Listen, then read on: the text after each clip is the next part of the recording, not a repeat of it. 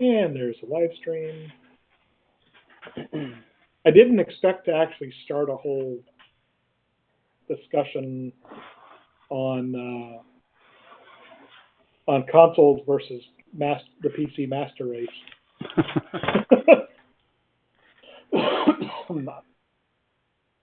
I just thought the Airbender reference was funny. Indeed.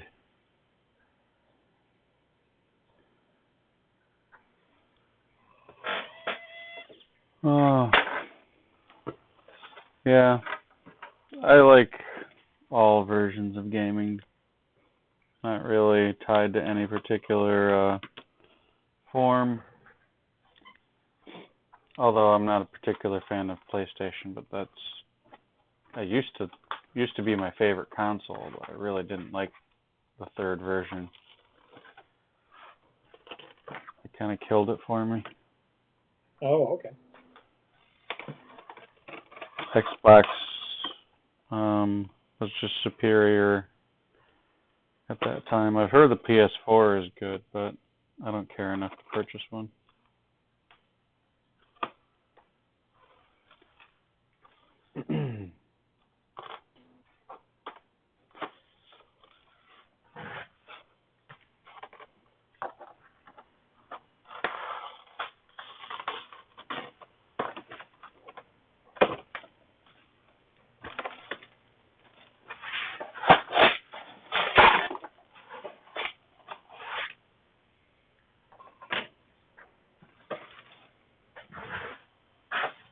I was wondering how they were going to package the acrylic.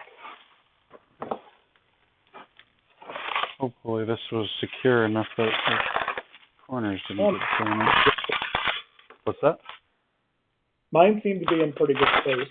I was worried because the corner was folded over, like it had been dropped on the corner. There was no chips or breaks in mine. Very nice.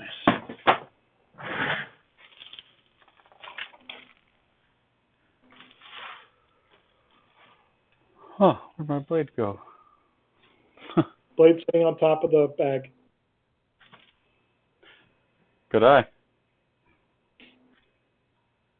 I saw it come off. I just looked down and it wasn't there anymore. I like these knives, but they just randomly loosen every now and then. I don't know why. Yeah, they don't lock really well.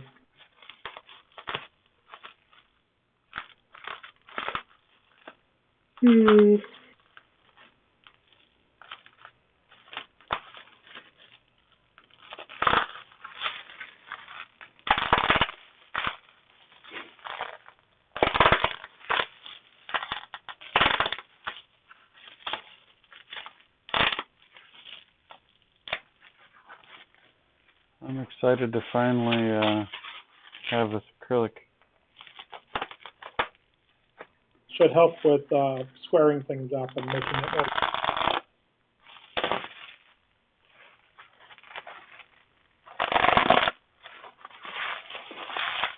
I've been waiting for this for... Well, it's okay. You just got to the point where you could start putting it on. True, but I did kind of go do a little bit of extra stuff while I was waiting. Yeah, not that it was a bad thing to go back and do, but...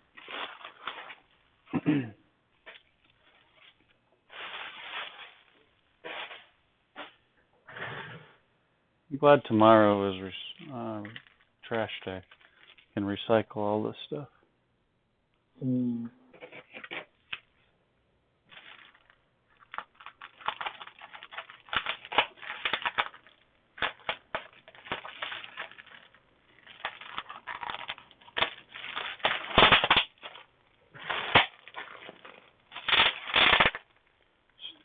Definitely enough layers. Yeah.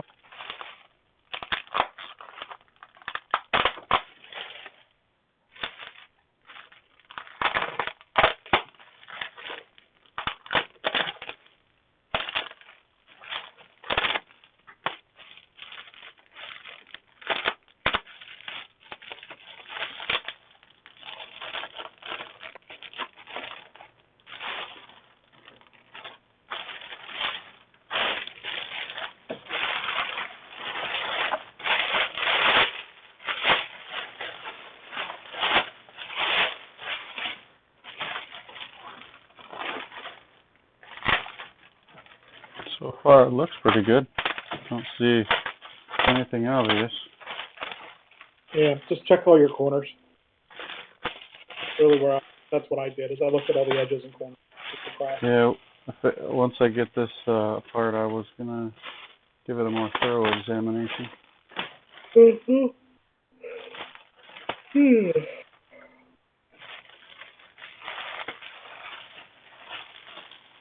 I think I finally made it to the acrylic. Okay, good.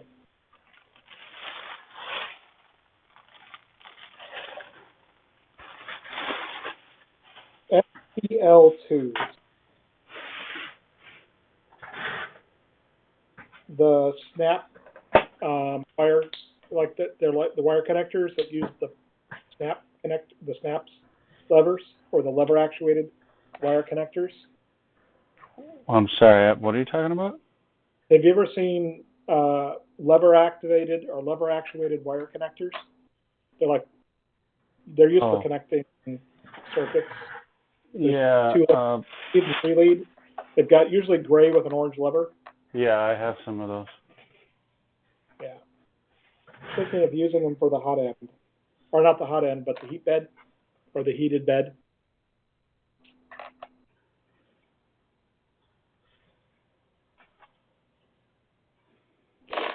Yeah, it looks like the laser cutter used to cut this is pretty nice and sharp lines. Yeah. He said the guy's it's got a really small curve, so.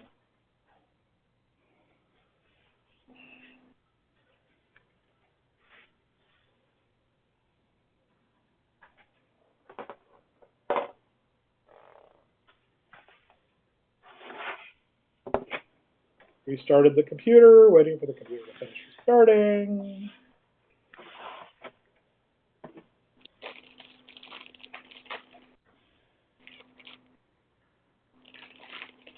Yeah, I walked in the door after dinner, and Wednesday nights are knitting night, so the youngest and I go have dinner, and then we go and local yarn shop and have a social knitting night.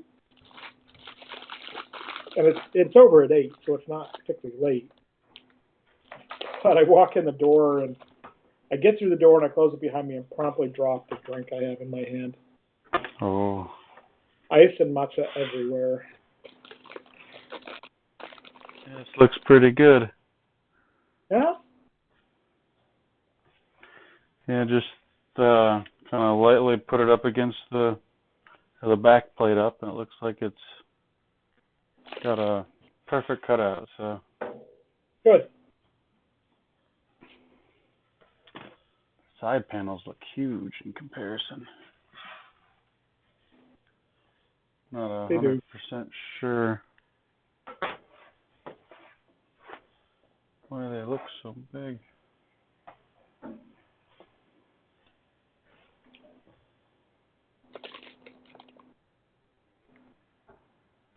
Yeah, it looks like stuff's lining up. Awesome. Not that I didn't expect it to, but nice to have the confirmation there. Alright, so hopefully I can finish the CoreXY here in a relatively quick amount of time and start laying out the back panel. Good.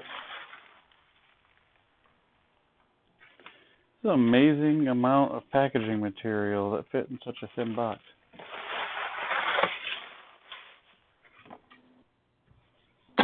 It's a thing. So now where do I put the acrylic? I am out of places to randomly stuff objects.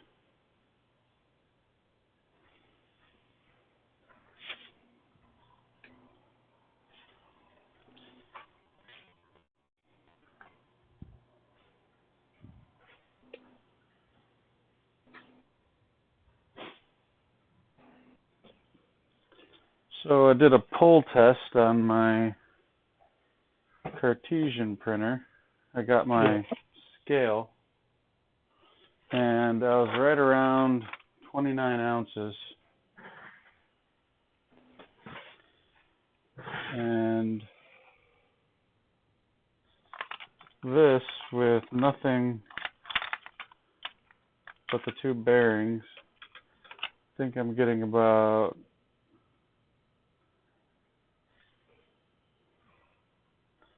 it's hard to say. I can't see what you're doing because my computer's restarting. Gotcha. And I don't have this up. It's Well, on its way. Either way, with just the crossbar attached to the two bearings and no belts or anything yet, I'm getting about 12 ounces to move the Y rail. 12 ounces of force, or 12 ounces of pull. Yeah, it's a bit stiffer than That's okay. So that's before it starts moving, or is that? No, that's after it starts moving. To get it to start moving, it's a little hard to determine, but it looks like it's closer to 17. I'll try again here. No, it's just overcoming the static friction and then going into the moving friction.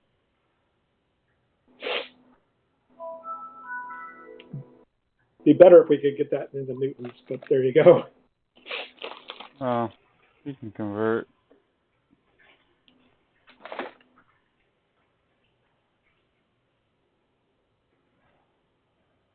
If I push the rail all the way back, for some reason there seems to be a little bit of extra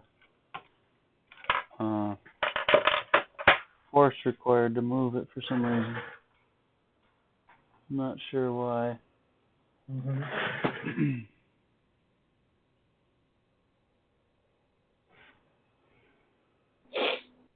1 ounce is 0.278 newtons.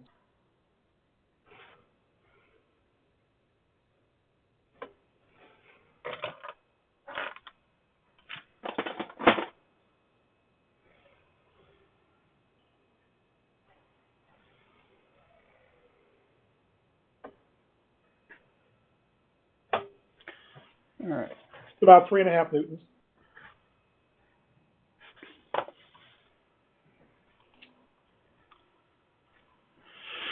Okay, so the rails were attached.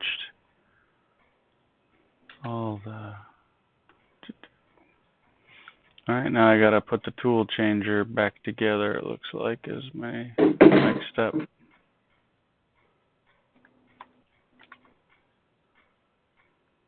Somebody wants treats.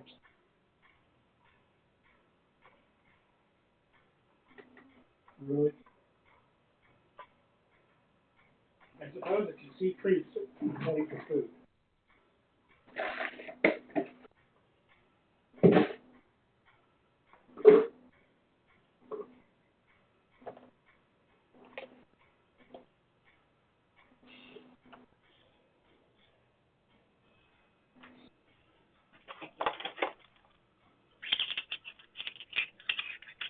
For this section of the build, I think I'll put back on the little mini extrusions. Okay. Sorry, waiting for the computer to finish. Oh, no worries.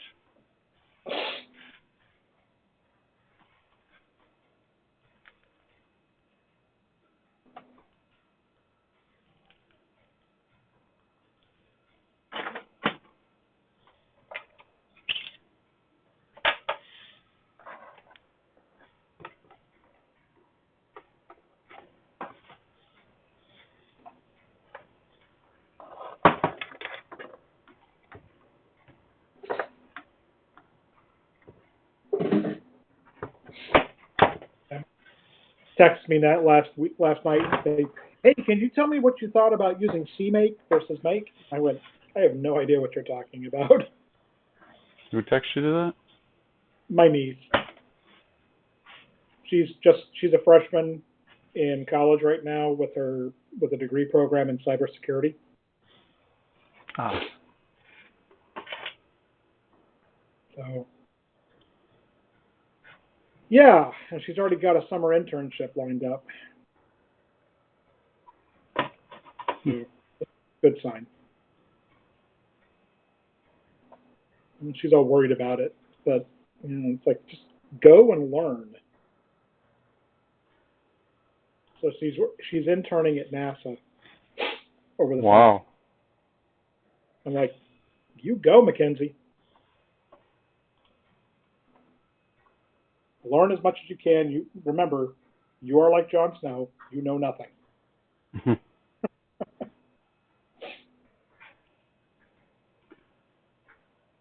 Compared to the caliber of people that work at NASA, I'm sure I know nothing anyway.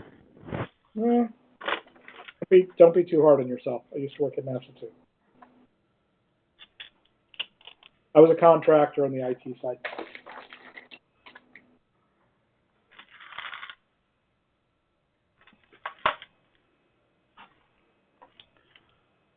All right.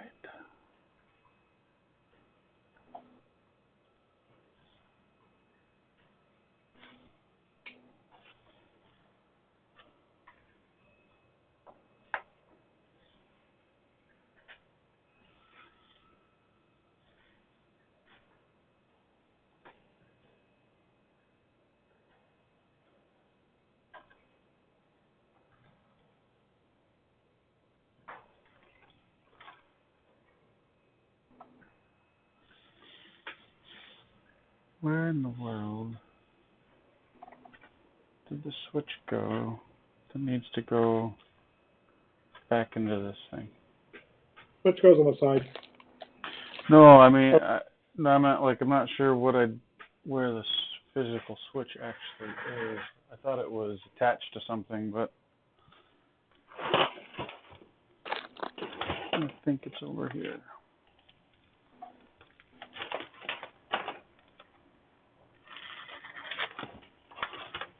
Did you print a new back block? A new back block? The motor plate mount? You talking about which motor plates? The CoreXY motor plates or the tool changer? CoreXY right motor plate? You don't have to reprint the plates. You just have to reprint the support. the spacer. And yes, I do have the new ones on there. Mm-hmm.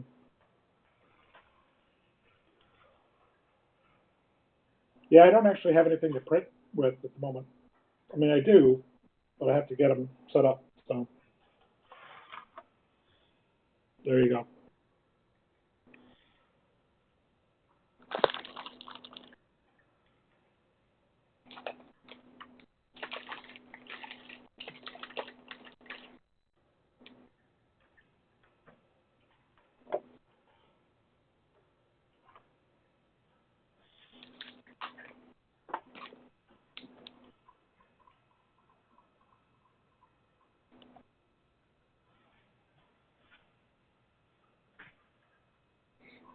You know, if you just lay down, he'll leave.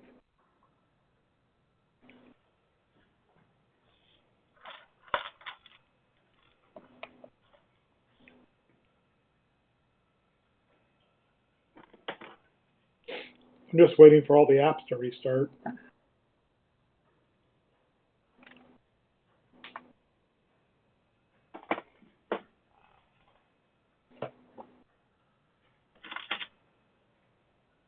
Oh, sorry.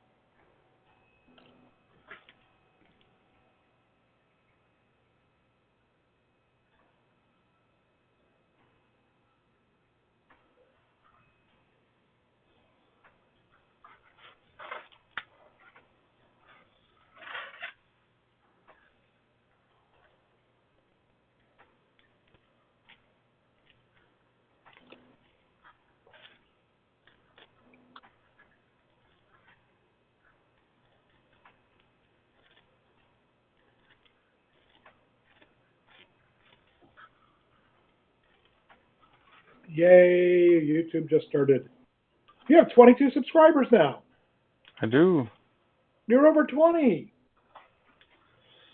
Yeah, I know CK subscribed and Josh subscribed, and I got some other subscriber in there as well. I don't know. Not sure who that would be.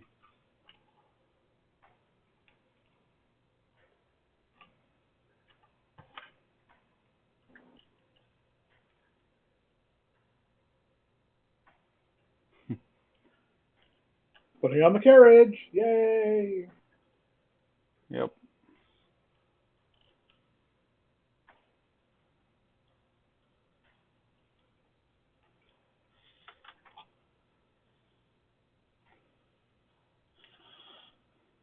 Yeah, I think shouldn't be much of a challenge, I don't think, getting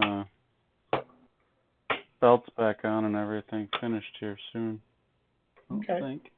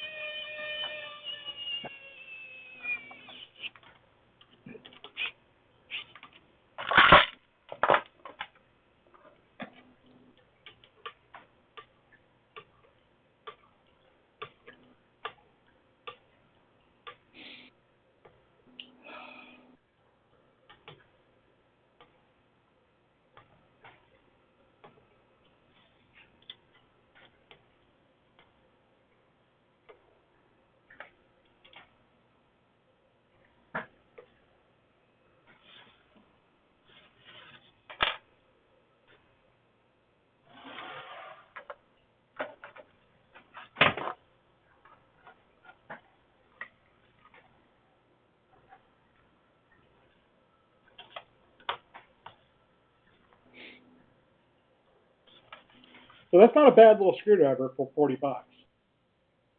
No, it's definitely a time saver.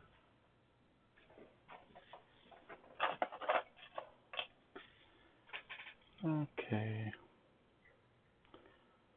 Now, how does this all go back together again?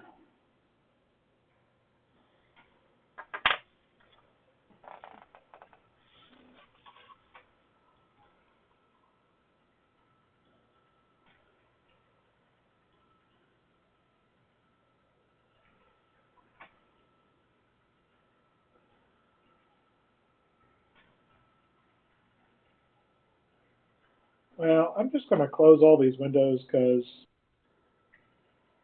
my computer has decided that it's going to be a complete rebuild of the Outlook database, and, well, Discord has just decided that it's going to install an update. Oh, and Steam is doing an update as well. I hate that. I had to, so I had just a little bit of time the other day, and I'm like, you know what? I haven't played my Oculus in a very, very long time. So why don't I do that? And I go to try to get everything going, and it was just a ridiculous number of updates. Yeah. Like, I had to update the headset, and then once the headset was updated, I had to update the software and restart the computer. Then I turned everything back on. Then I had to do some more updates. Like, I had to basically go through the whole entire process all over again. It's like, why couldn't you just install this update?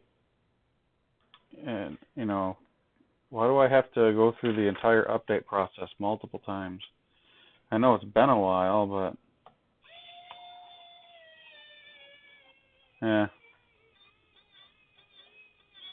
Yeah. It's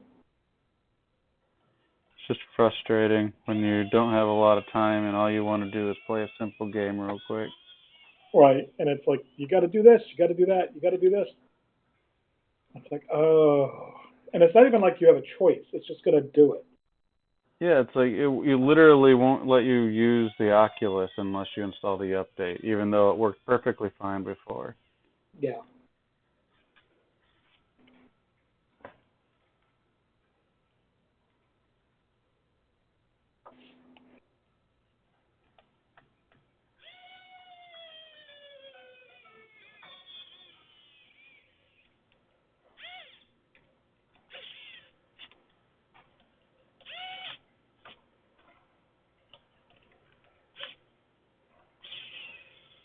I kind of want to get a ground bar, a bus bar.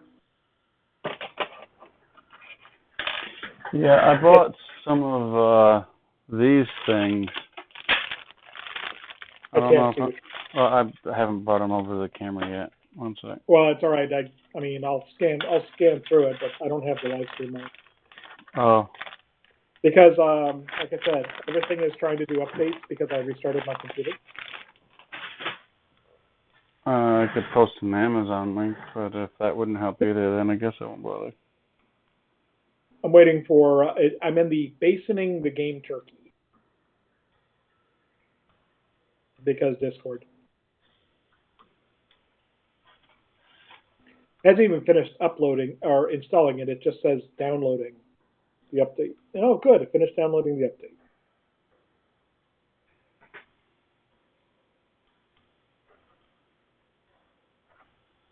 Now it's checking for more updates. Sounds reasonable. Now it's downloading update 1 of 5. So it downloaded an update so it could do updates. Yeah, that's kind of the way that my Oculus worked, except I had to update firmware. At least I hope you don't have to update any firmware. No. That's the thing, is like, I had to update the firmware twice. It's like, Dependencies. You know how that goes.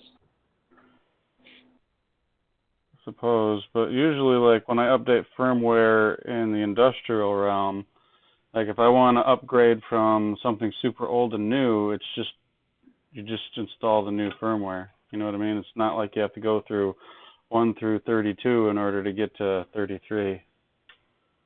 Well, it depends because I know that when we're doing switch upgrades, you can't always do that. It depends on which firmware you're going from and what to. You might have to do multiple hops.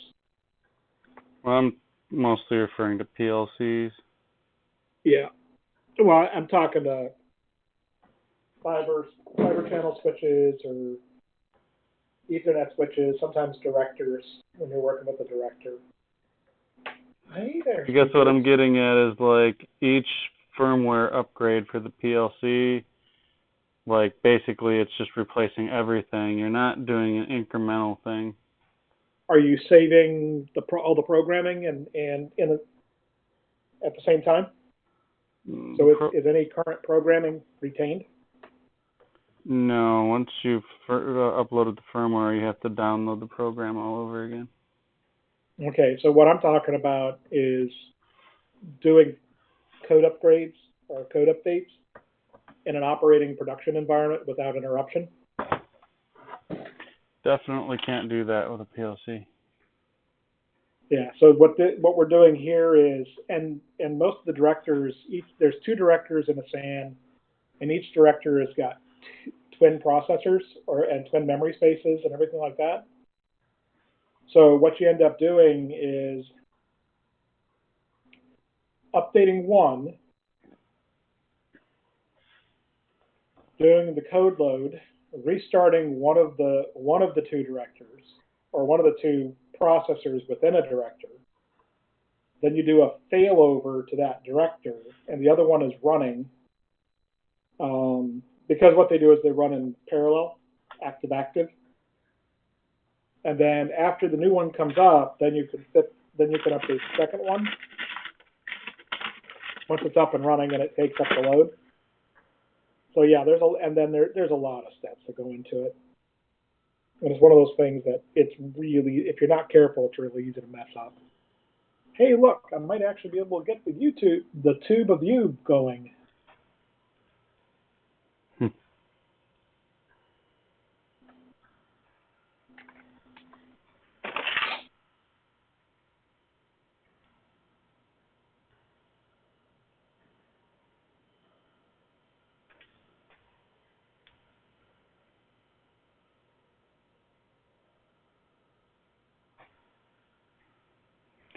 Yeah, I think all the videos now have something like 90 something hours of watch time combined.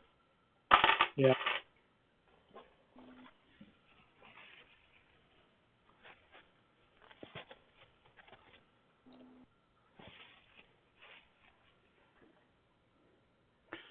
Pretty surprising, I guess, in a way to me, because I didn't really expect anybody to watch these things. Haha! Surprise! You have followers.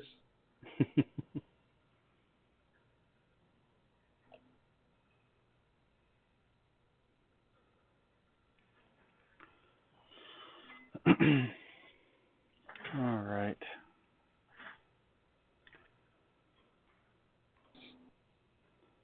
Oh, no.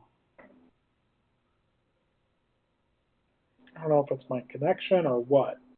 It just keeps stopping and spinning and stopping and spinning, and it's like, oh, you've got to be kidding me. Crap. I've got to take this thing off. What happened? I didn't pay too close attention to the steel cable when I was putting this plate back on, and there's a twist in it. Oh, wow. And basically, I just need to take this plate back off. Okay. So Luke posted a blog about Gates idlers.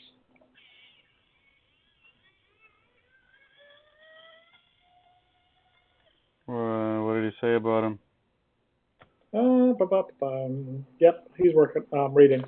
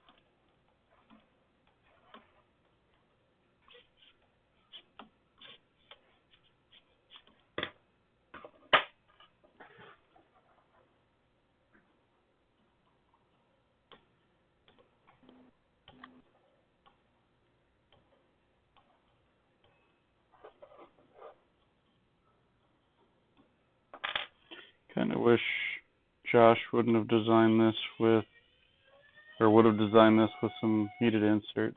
I guess this part shouldn't come apart a lot, but it'll be more than never, probably. I don't like screwing into plastic multiple times. I digress. I replaced everything on the stable bot with the Gates idlers, and lo and behold, the machine feels as if it was a precision machinery it damn well should be. I'll tell you a secret. What's that? I ordered some Gates idlers. You did? Yeah. Although I feel like I probably shouldn't have yet, because just after I did that, Josh started talking about how he was working with Mandela about changing out the idlers. So who knows? Or where they are. What's that? It doesn't make sense. I'm not really sure. What doesn't make sense? I'm not sure what you mean by changing out the idlers. He's working with Mandela to change the idlers from the cheap ones that we have to something different. I don't know what the different is yet. But something that's not what we have right now.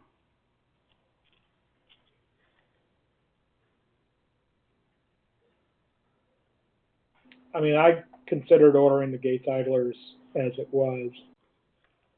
I did a bunch of stuff from China, and they're all here, but it wouldn't take me anything. I don't have the idlers yet. Otherwise, I might just do them now, but I'm kind of curious. Call me a glutton for punishment, but kind of curious what the difference will be if I swap the idlers out. You know, everything the way it is now, do some force tests, you know, see what's going on there, and then go in and swap the idlers.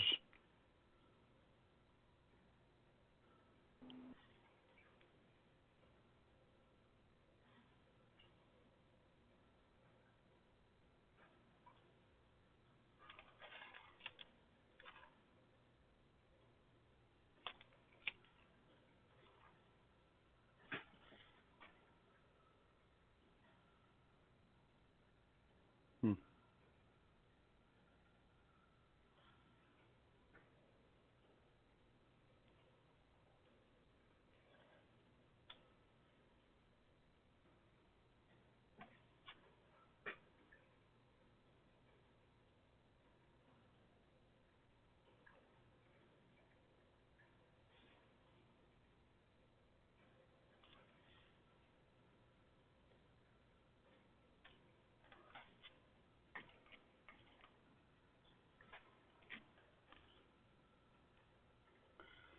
Oops. Yeah, I ordered a couple copper blocks too, so I could have a couple of the tools have high temperature filaments. Oh, okay. I already have the nozzles for it, so all I had to do was order the blocks, and they're not too crazy expensive. And when I was doing that, I'd been thinking about the Gates idlers for a while, and I'm like, oh, to heck with it.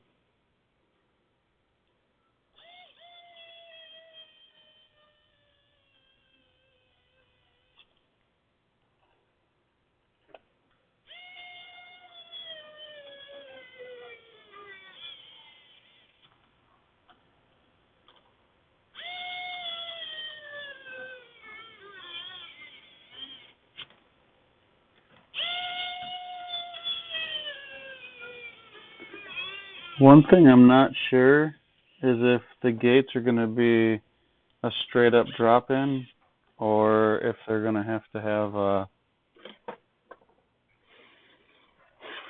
some modifications to spacers or something if they're a little bit taller. I don't know. Let's see.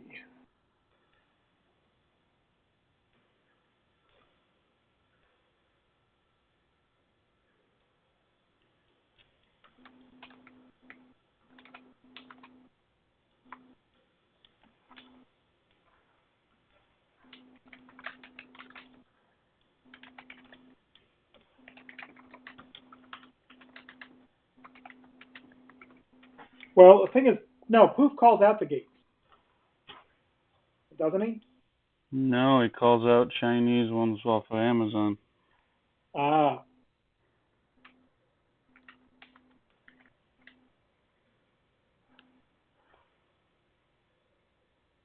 I bought exactly what was on the bomb, and that's what's on the machine right now.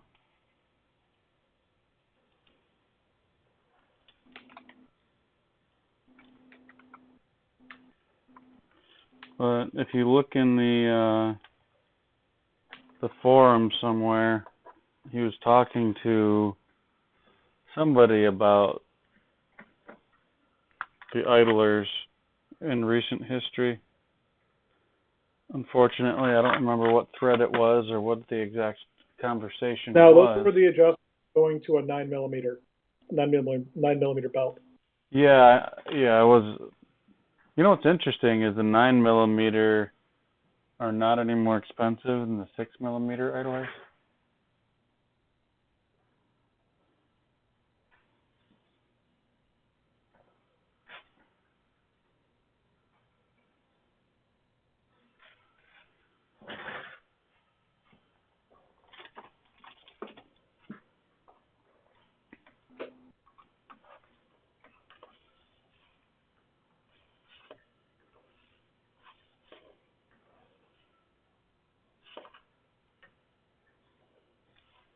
Yeah, I got the pouchy belts and pulleys, so I'll give everybody some feedback on that Pouchy? thing belt. Hey, Amazon employee in Seattle confirmed to have coronavirus. Responses. So the rest of us could get it by Thursday if we order within the next 2 hours? Response. I don't care who you are, that's some prime humor.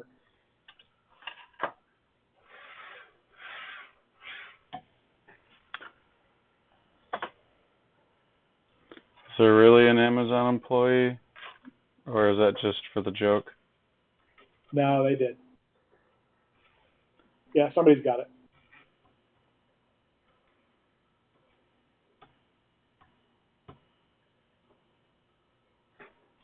From my understanding, it doesn't make it through air travel. No, it does. Sneezes and coughs, airborne particulate. If you're an infected person is sneezing or coughing. Well, I mean, like, maybe when you're in proximity to the person, but not in the time Yeah, it takes. Yeah, no, that's within 20 feet or so. Yeah, that's what I meant. Like if you order something and somebody with a coronavirus handled it, to my understanding, you're okay. Oh yeah, no, it's yeah.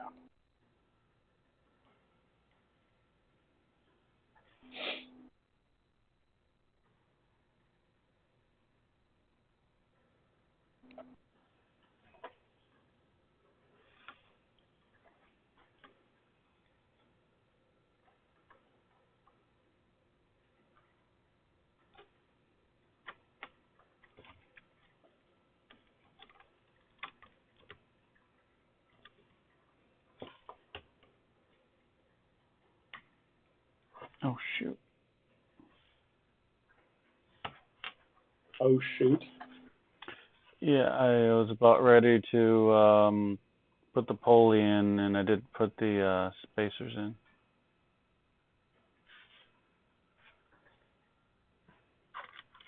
I started sliding it down, and then I realized that I was about to make yet another blunder today. Really good at that lately.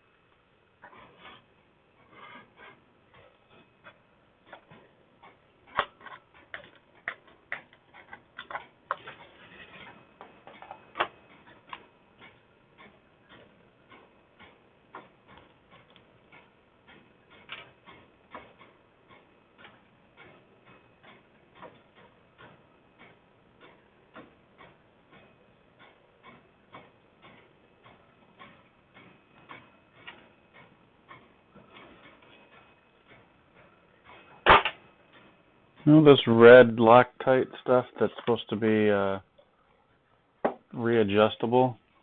Smells just like this toy I had when I was a kid that was some sort of goo and you could use it to blow bubbles with.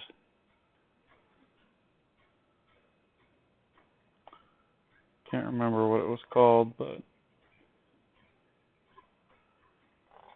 this stuff smells just like it.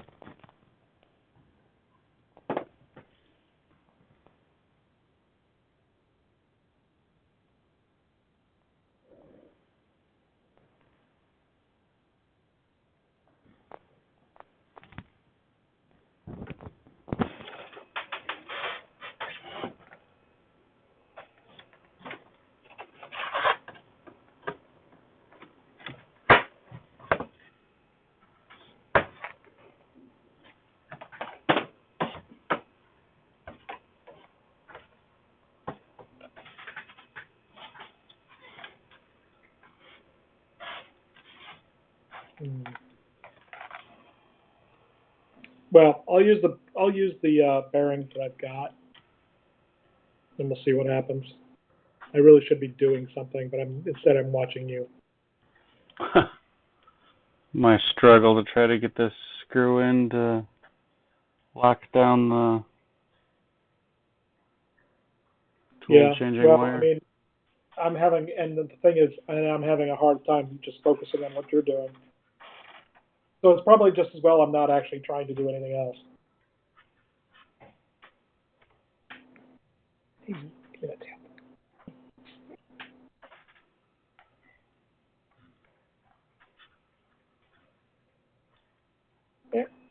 There we go.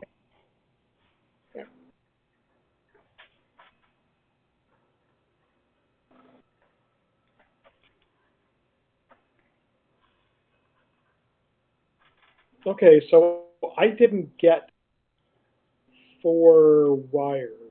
I got a different set of stuff. You didn't I get think what? Kevin got the wrong stuff.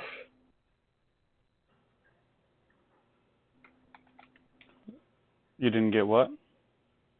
I think Kevin got the wrong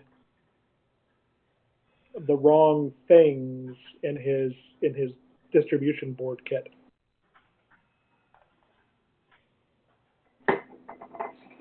I got one RJ11 wire and a bunch of extensions, not 4 RJ11 wires. So I don't know if I got the wrong thing, because it just says kit. It doesn't say. I got 4 duet tool board connector kit, and I got a distribution board connector kit, and I got 1 RJ11. Distribution board connector 4. kit? I should have gotten 4. No, I shouldn't.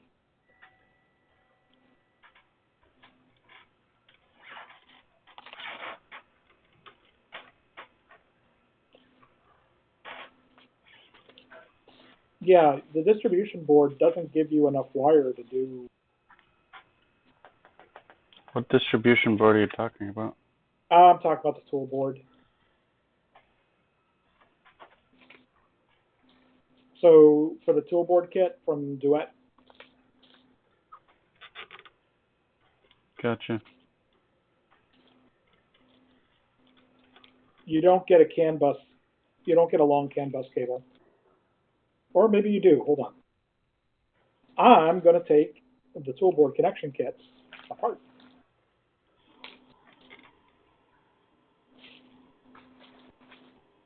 Yeah, the RJ11 CAN kit does not go to the tool board. It goes to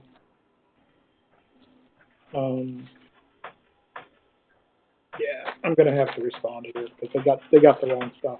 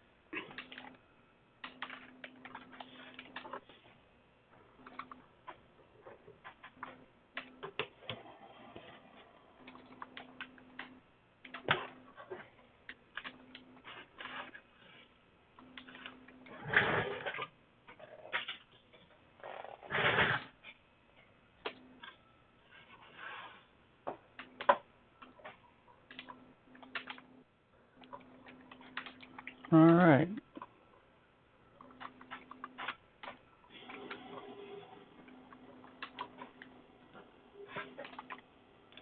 Just got to get the hardware onto the aluminum crossbar, and then I can string it up. Meow. Wait.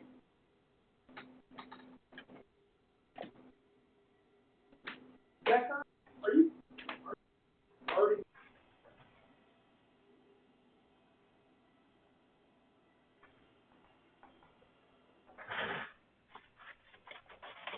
That's the thing that he does sometimes. He'll trap him in a spot and then won't let him go back.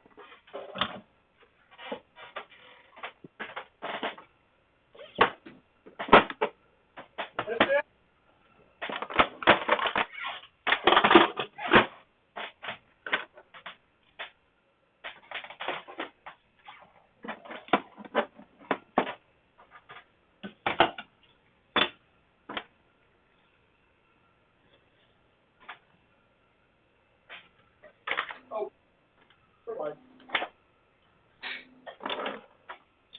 He is sitting at the very top of the cat tree.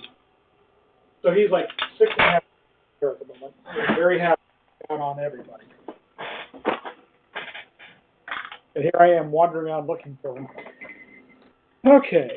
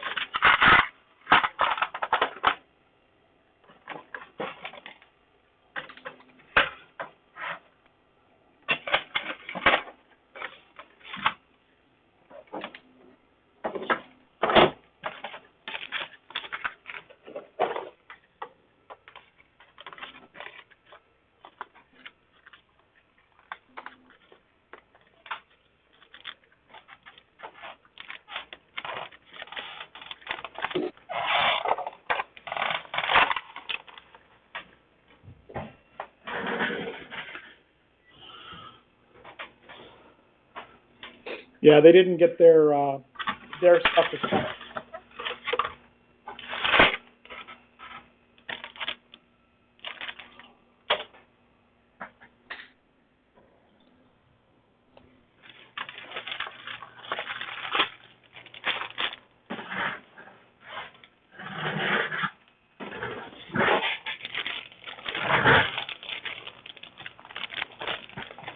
Bill Schroeder always fixes everything, but I feel like I've had quite a few mispacked orders. Yeah. Well, I'm looking at my toolboard connector kit, and what I'm not seeing in the toolboard connector kit is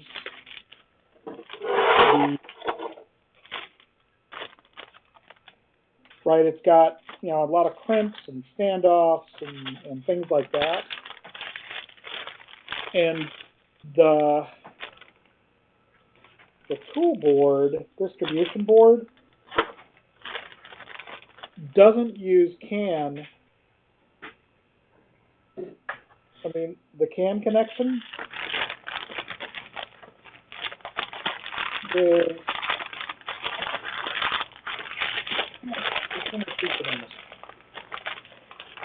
he uses a small JSP connector, right? Gotcha. But the 4-pin JSP connector that goes to the toolboard.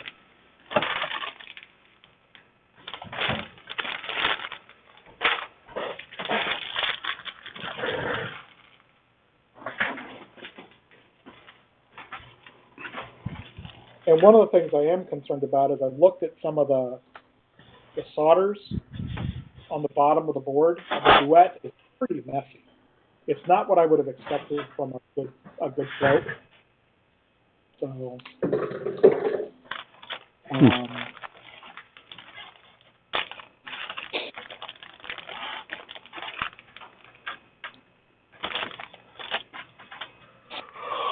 Because I've never really inspected the duets that hard as far as how good their solder does or doesn't look.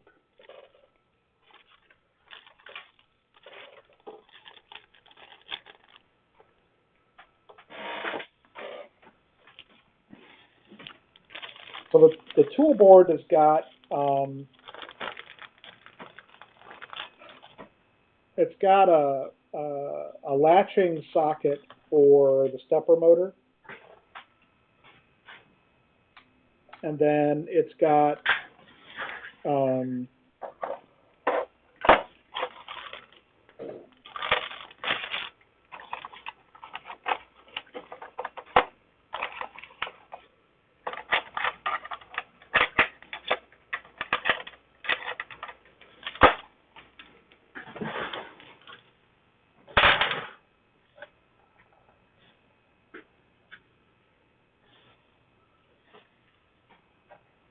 that's some I/O there. That's power. it doesn't have the connector. Maybe it does. Hold on.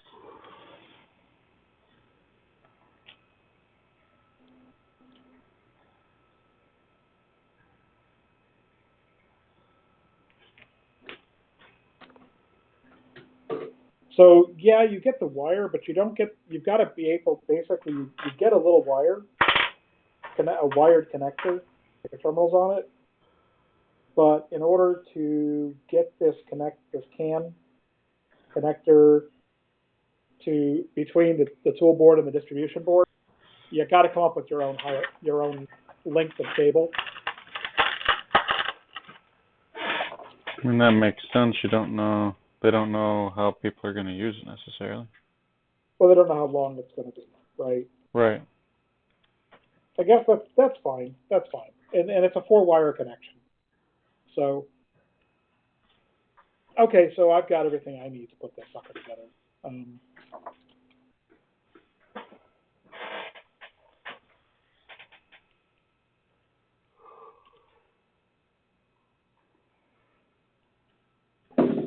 Oh, hello. Hi.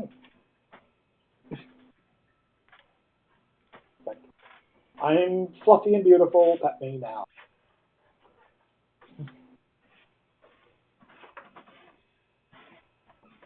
So yeah, they don't have the right cables. They don't have the right connector kits.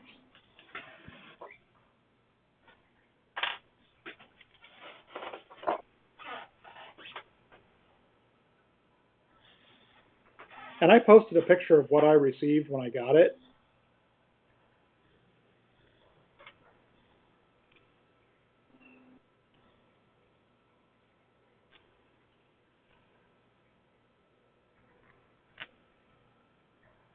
Hmm.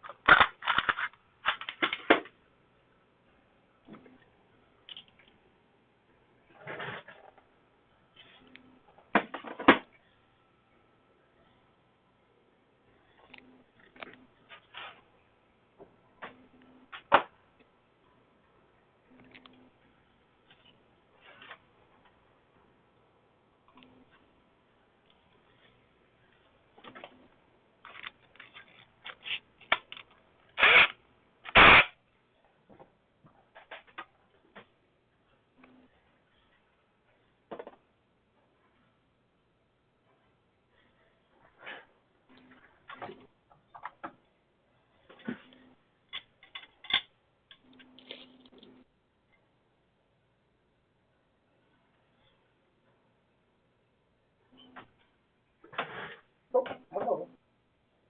You guys are going to get yourself. Come on. All right. All right.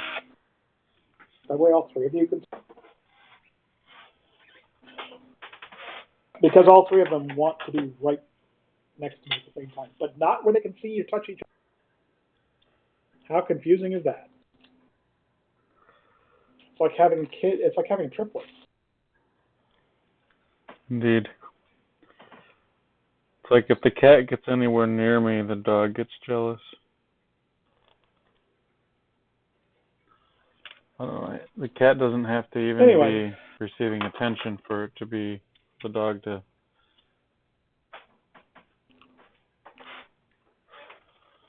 I just realized you can't hear me because I muted Discord while I'm doing this.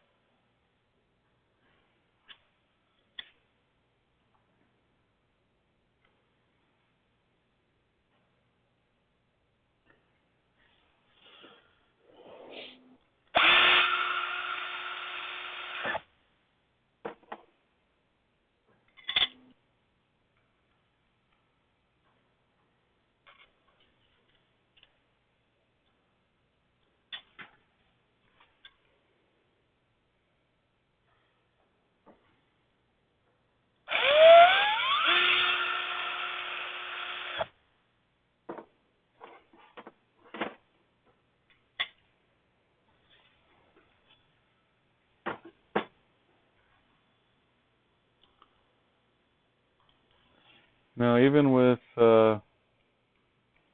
inside or outside in printing, still find you need to clear out a few of the holes here and there.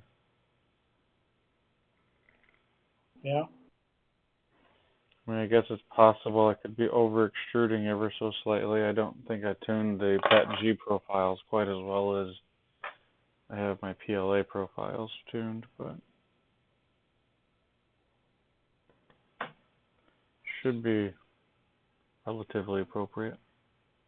Okay.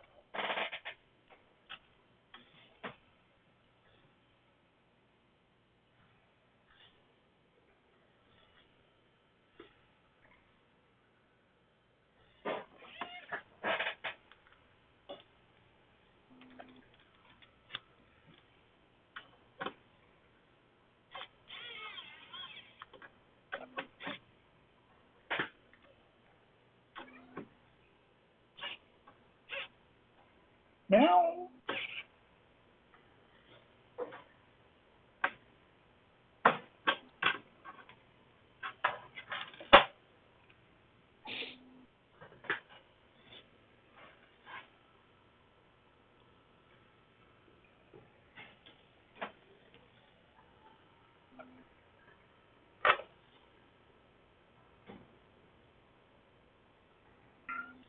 Meow.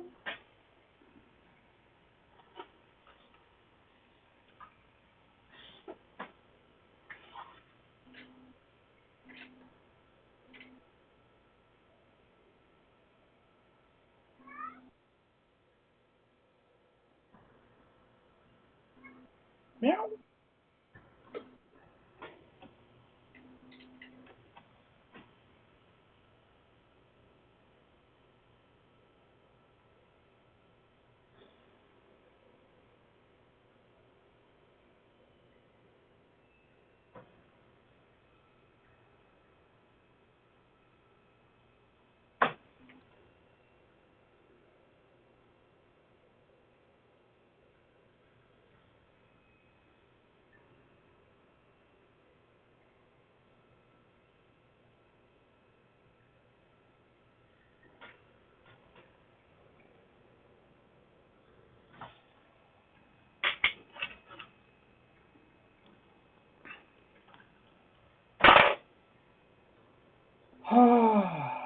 Meow.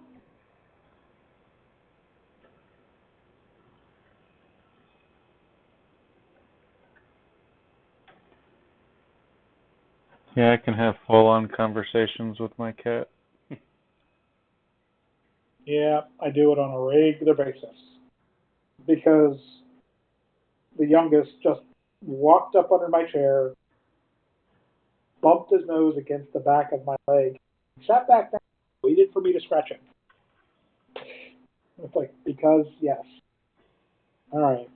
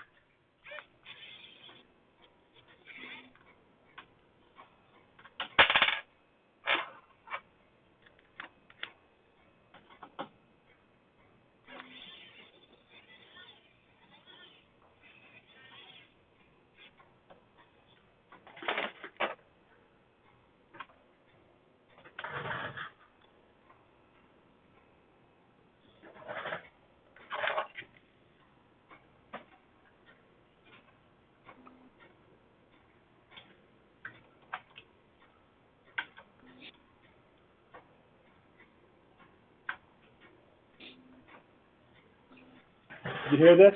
Actor Pedro Pascal is in critical condition, has been admitted to the hospital this morning due to severe back pain caused by carrying the entire Star Wars universe on his shoulders.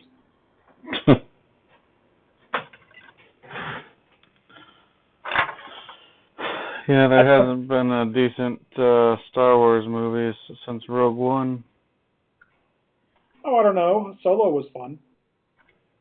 Yeah, Solo's alright, but I feel like it was mostly a shameless cash grab. They seem to focus more on special effects than story-oriented anything. I'm not saying it wasn't enjoyable, I don't know, I just wish some decent writers would get involved. Yeah. Like, Rogue One had a good story, you know what I mean? Oh, Rogue One was a war story. It had just happened to take place in the Star Wars universe. Yeah, wish we could get more Star Wars movies like that.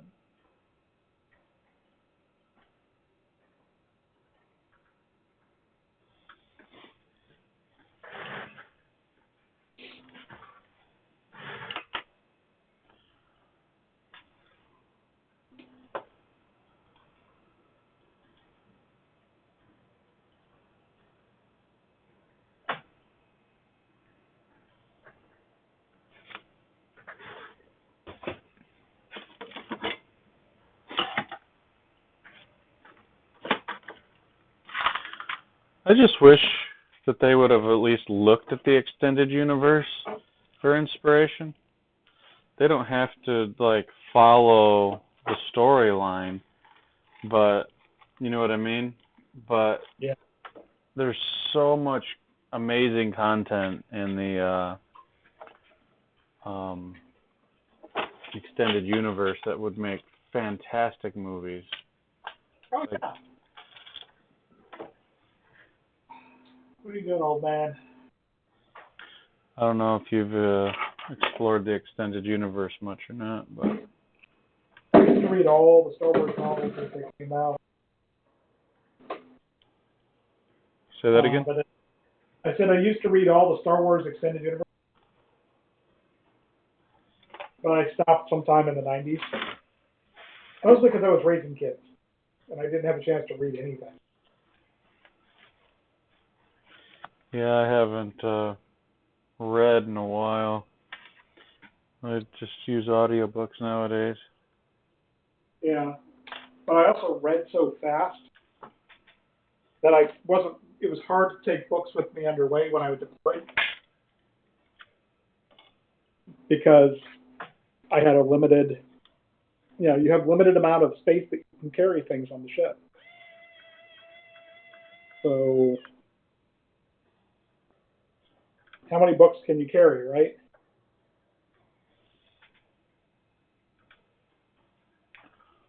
Suppose that's true.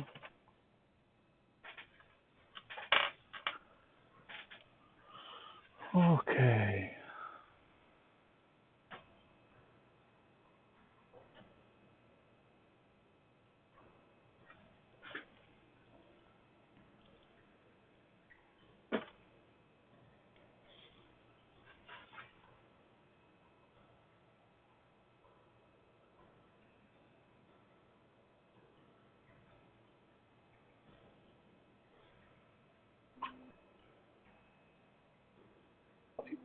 Okay, oh,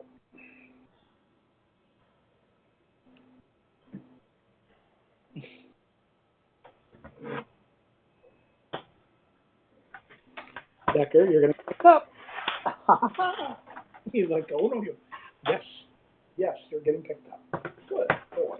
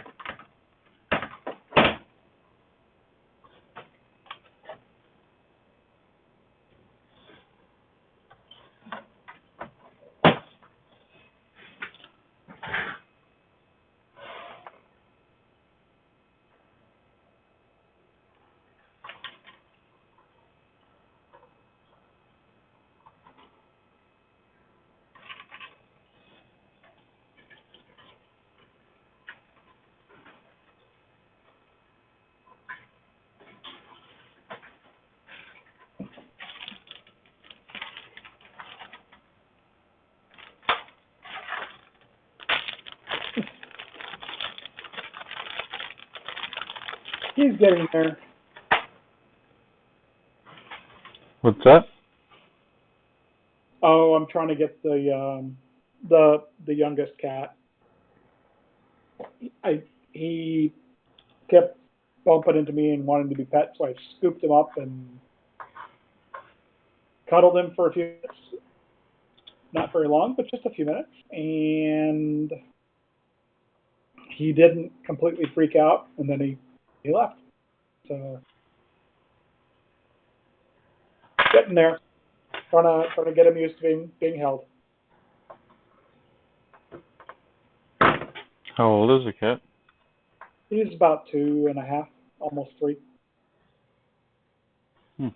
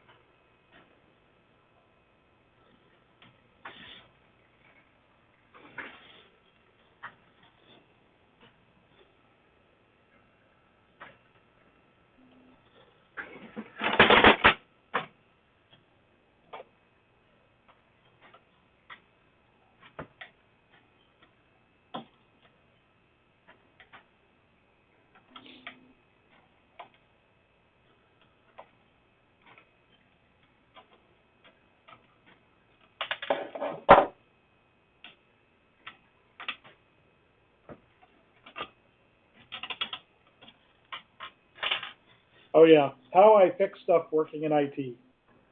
About 70% of the time, restart whatever isn't working.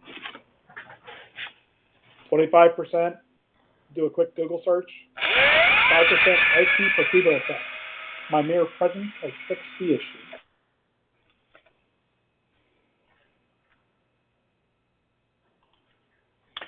Yeah. Works for controls too. Pretty much. Hey, just a warning, if you're buying a watch on Amazon, I learned the hard way that it says that if it says you can swim with it, it only applies if you can already swim without it.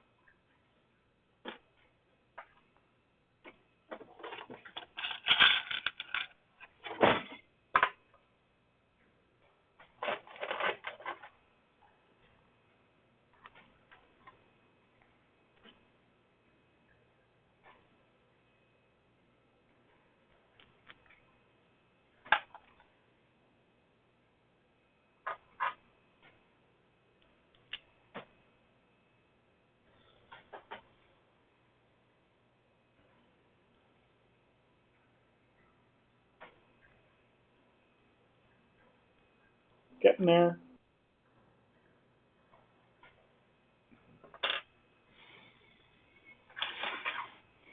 Takes longer to put this back together than I remembered.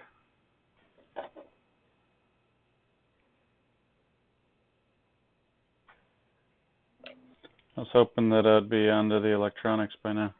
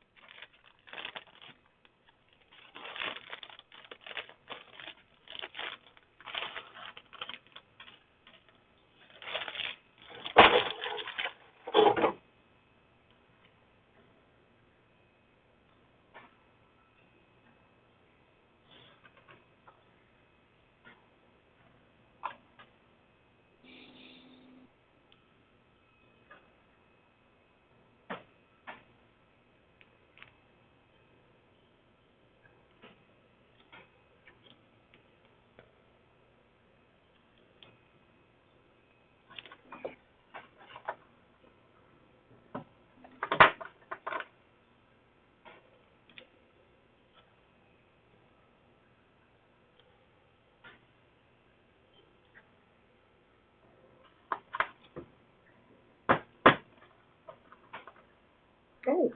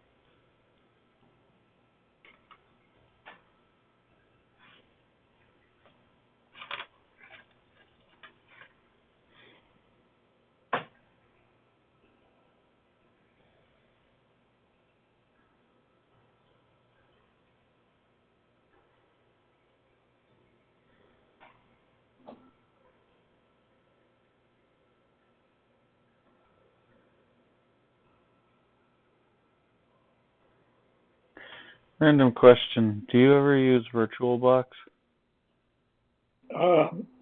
Yeah. I,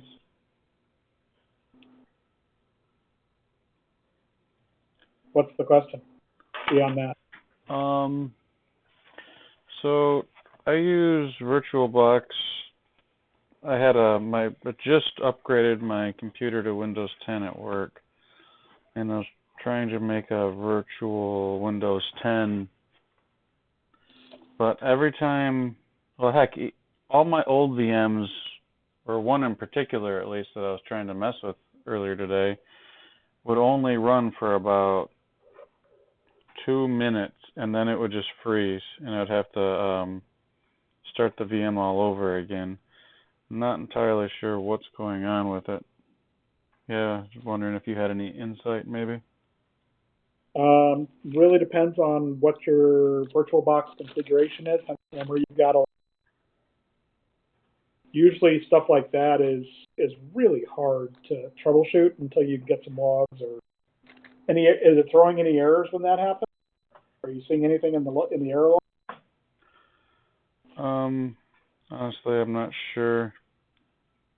And are you current on your VirtualBox? Yeah, before I tried to create well, yes, make a long story short. Okay. I updated everything today.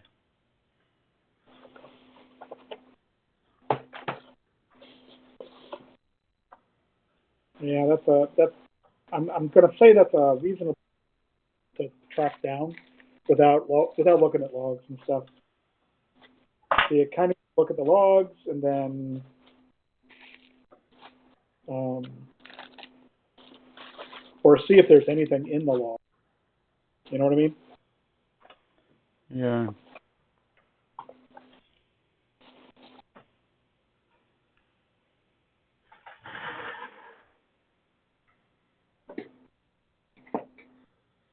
Oops, sorry about that, buddy.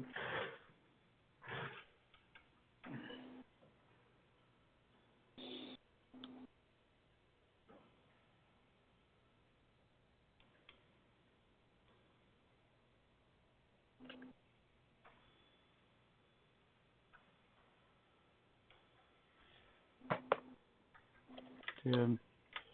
Having bad luck all around because I was trying to create, so I kind of gave up on that for a bit. And like I have like Windows 7 VM with for some older software. That was what was freezing up on me. And then when I tried to create the Windows 10, it won't boot. It would like sit there for a while, and then it just, yeah, I gave up and I decided I'll look into it tomorrow.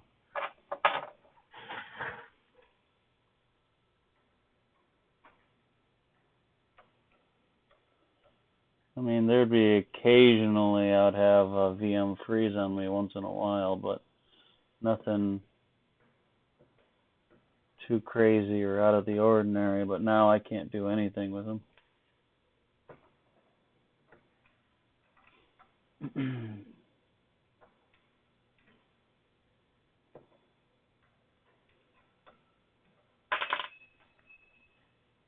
Ugh.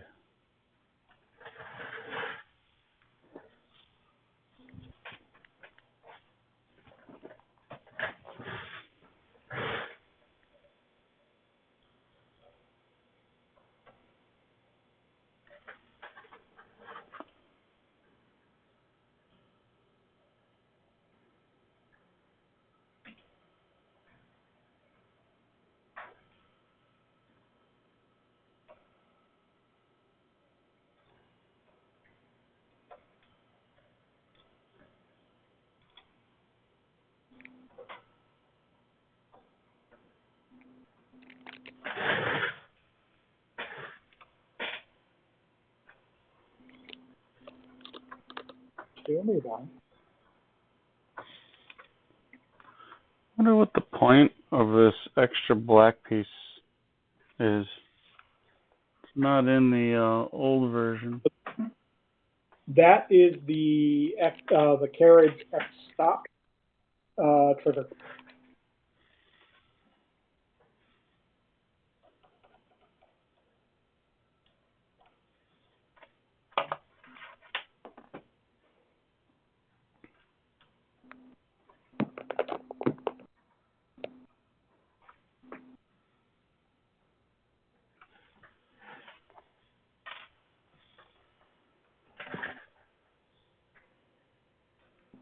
Nashville is a mess.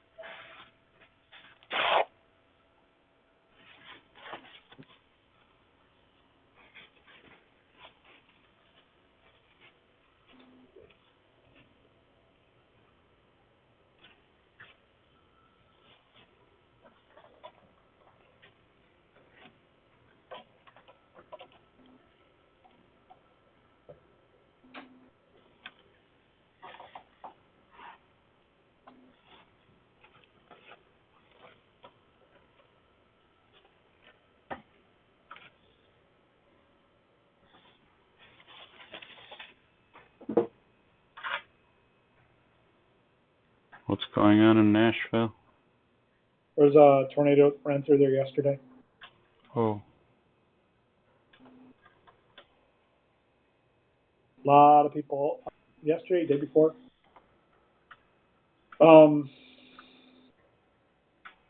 Yeah, lots of dead, lots of damage.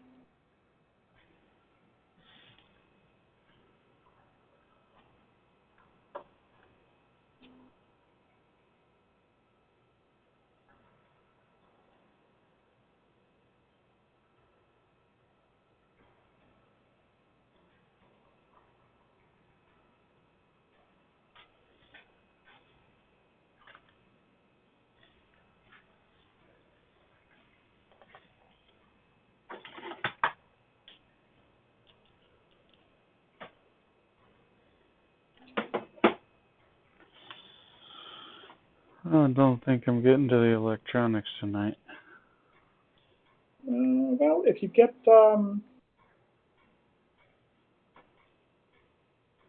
if you get I'll get the belts on and probably maybe I'll set the CoreXY and tighten it down on the frame and probably call it a night at that point.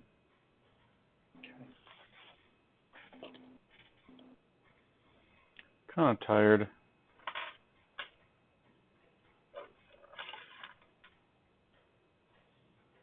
yeah, tired too.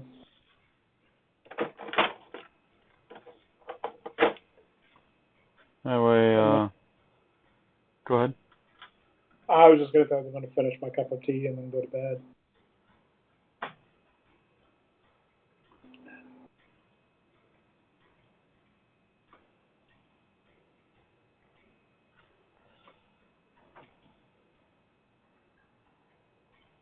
Depending on how long it takes me to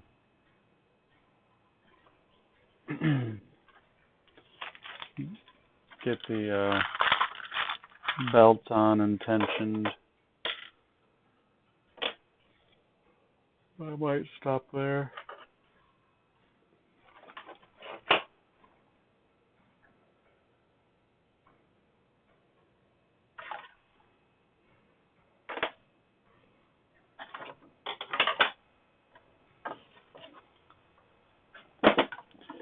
That way tomorrow I can just start in on the electronics without having to worry about anything. Oh, that's scary. What's that? Apparently, Harvard. I haven't read the paper, so all I know is what's on phys.org. A protein called hemolyphin inside of a meteorite found in Algeria. It's not a really long, it's not super long, but it is a protein with glycine and amino acids. Oxygen, lithium, and iron atoms at the ends. And this arrangement, the protein are, let's see,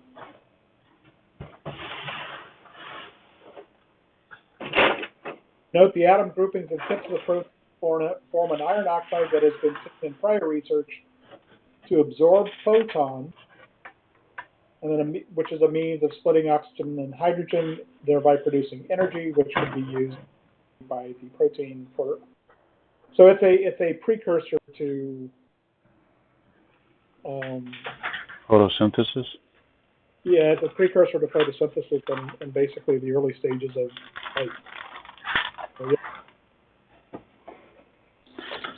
So they think that this could potentially be evidence for life being able to develop outside of Earth, is what you're getting at? Yeah. Yep.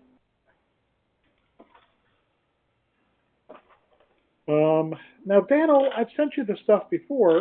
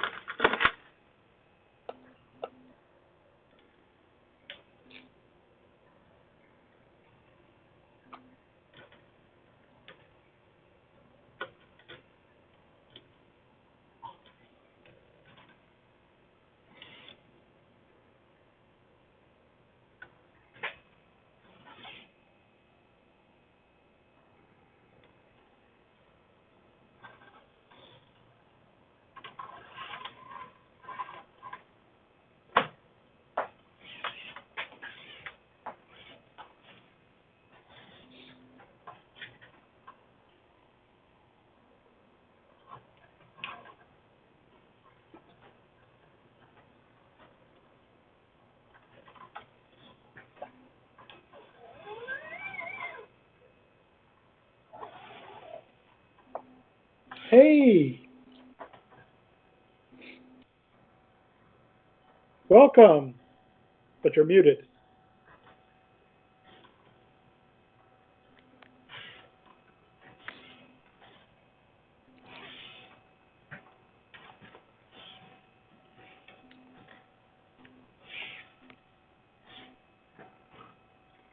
Hey, Daniel.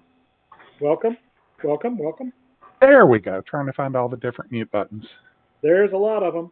How you Hello. doing? Yeah. Doing well. So this Got is Brian, and that's Eric on the other doing the live stream. excellent. So, Brian, just one or two quick questions where I had managed to look at your GitHub repository on that, and like I said, not see the main file somehow. Where are you thinking about mounting the toolboard? Well, it doesn't look like it. I haven't figured it out yet, but it doesn't look like it's going to fit directly on between the wings. Okay. However, the way that I think, and I got to double check it. I'm looking at my toolboards now, and for the most part that I can tell, everything on the toolboard comes off the edge. So there's nothing coming straight up. Right. Which is good because that means you've got some work. You don't have to worry as much about vertical clearance. So one of the things I was thinking, and this depends on how we end up with the cooling, right? For part cooling. Yeah. I had posted some pictures earlier because I was looking at using a CPAP blower to provide cooling air. Right. And Eric and I were talking about working on a configuration where your CPAP blower line comes in and ties into the carriage, right? And then there's a soft coupling that when the tool locks up, you're making a connection there for an air supply. Got it. And that way you're not carrying air to the tools until they're connected on the part cooling. Which no, that makes sense. That's that goes into that whole part cooling thing, and it could be useful even for other tools. Say you end up bringing in a solid state laser, and you want not necessarily fume extraction, but air assist. Yeah, air assist, more like if you coupled up to the tool and it had its own little ducting to give you air assist around the lens. Exactly, and the CPAP blower provides a heck of a lot more static pressure than any kind of fan. Oh yeah, I'm an old guy and I sleep with a CPAP every night. Exactly. So there you go. And I mean, the CPAP blowers that we've got are producing something on the order of 10 cubic meters an hour. Yeah. At 20 centimeters of water. Yeah. Versus 2 millimeters of water that an axial fan produces. Yeah. You're getting an enormous amount of static pressure. And granted, that's got to come through a CPAP line, but even that, you're going to be getting 15 to 20 cc's of water, or not cc's, but centimeters of water static pressure, because that's what we use for our therapeutic levels, right? Right. I'm on a CPAP myself. I'm using a ResMed S10. Yeah, I'm using a ResMed. The new white curvy one. I don't know its proper name. Oh, okay. Is it the tiny one? No, it's actually a little bit bigger than my old one. I'd say it's the size of 1.5 hardback books. Oh, okay. I can look up the proper name of it. I just haven't. No, I go ahead. So that's for the air supply. Now for the, I'm trying to think of where I'm going to put this. One of the things I was thinking is if I can get it on the back between the wings, but I don't think it'll fit between the wings. I'm getting the tool board right now, or the mount at the moment. I'm just going to go pick it up. It's sitting on the other table. Yeah. The other thing, hey Luke. Hey, how's it going? I was thinking is, so. Chat's popular today. It is. Well, this is good. This is good. So if and this is, I'm not sure how this is going to work because you need the vertical to drop it into the Hemera. We could possibly extend the wings a little bit more. So the wings are going to give you a hard stop. I got to grab the Hamera now too, because I didn't pick it up when I picked up the mount. So if I extend the wings and make them longer, Yeah. it'll still keep the tool within its boundaries. Because one of the first things I did is build a boundary box for legs. Then we could go to mounting the tool board on the front of the Hamera with its spacers. Right. We extend the wings so that the tool board has its so that the tool board is going to get protected. So even if you slam it into the parking posts, you've got protection on that. So it's Yeah, that's where I'd kind of like to mount it, is where its natural spacing puts it on the opposite side of the Hamera, and there's free aluminum bosses there to mount on. To your point about slamming it into things, I was thinking of short nylon spacers between it and the Hamera itself, so no part of the board touches. And then actually longer nylon spacers on the other side, so that if it slammed into anything, the bolts themselves would help protect it. Well, so here's what happens is the Hamera, or not the Hamera, but the tool board. If you look in the tool board kit, there are nylon spacers. Okay. Board connector kit, there are nylon spacers to space the back of the board to the Hamera. Okay. So you've got short spacers there. The thing we would have to do is add. Yes, Decker, I'm talking to people. Sorry, Cat's investigating the fact there are other voices. Yeah. So meow. Yeah. Oh, you just got a funny look. So we can make kitty noises and make it even worse for you. Yeah, no, let's not do that. Okay. So the spacers aren't long enough at this point looking at it, because the tool board's got, unfortunately, well, let me get the spacers out and just go ahead and put it on there. The thing I'm concerned about with the nylon spacers in the bag is it doesn't look like they're long enough to completely protect the back of Agreed. the board. Yeah, despite that hardware being in the kit, I was thinking of a slightly longer bolt and slightly different spacers, and that could be an issue for some people to get that and order it, but I have a lot of that kind of stuff laying around, and so I was thinking about going that route.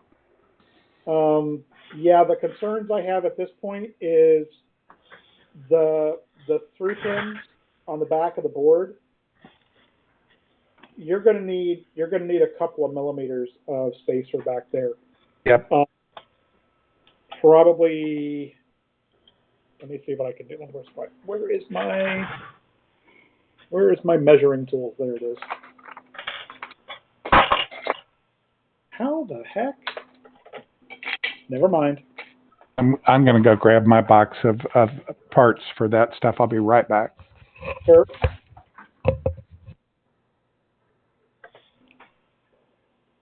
So Luke is all silent. How are you been, dude?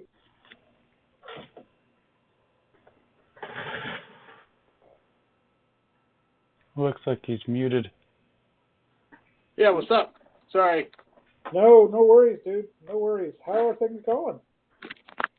They're going okay. I'm a little salty that I had to add those front posts for my Hamera mount. So I'm waiting for my bed to heat up right now so I can print off one of those. So I figured I'd take a break, pack some more Jubilee kits, put in the mail tomorrow, and cool. Tune into what you guys were chatting about. So yeah, absolutely. So seriously, just pushed everything over. Anyway, yeah. So I think if we do push the board, so it needs, clearance-wise, it's like 12 meters of vertical clearance are needed on top of the tool board. Yeah. and then it needs 3 meters in the back, Yeah. or not millimeters. So it's No, yeah. Yeah. 12 meters. Dun dun dun. I figured you were just living in a different dimension. Dimensions. Yeah. Yeah, orders of magnitude. So 12 millimeters of clearance for the board, and that's from the back of the board to the back of the PC board to, giving it 0.5 millimeter of vertical space. Right. It looks like we're not going to have to mess with the only connector on the tool board that comes straight up off the board is the programming connector, and we shouldn't have to mess with that. Which connector? There's a programming connector on the board. Oh, yeah. Doing firmware update. Right, yeah, the one that comes out vertically. Agreed. That shouldn't be an issue, or if it is, you can disassemble something. Yeah. And then the orientation I was intending, looking at this, Yeah. is with the outbound connectors, the CAN bus and the power going straight up. Except when you do that, at least with my design, because I didn't have the tool board when I did it. If it comes straight up, one of the things it does is intercept. Hold on. Yeah, it's going to intercept. It's coming straight up the tool post. Straight up the. Where the wing. Yeah. So. I see. Because the Hemera is sort of offset from the center line of the plate. I've got your plate up in the STL rotating thing. Yeah, it was offset for a moment because what I was doing was going to the center of gravity. Right.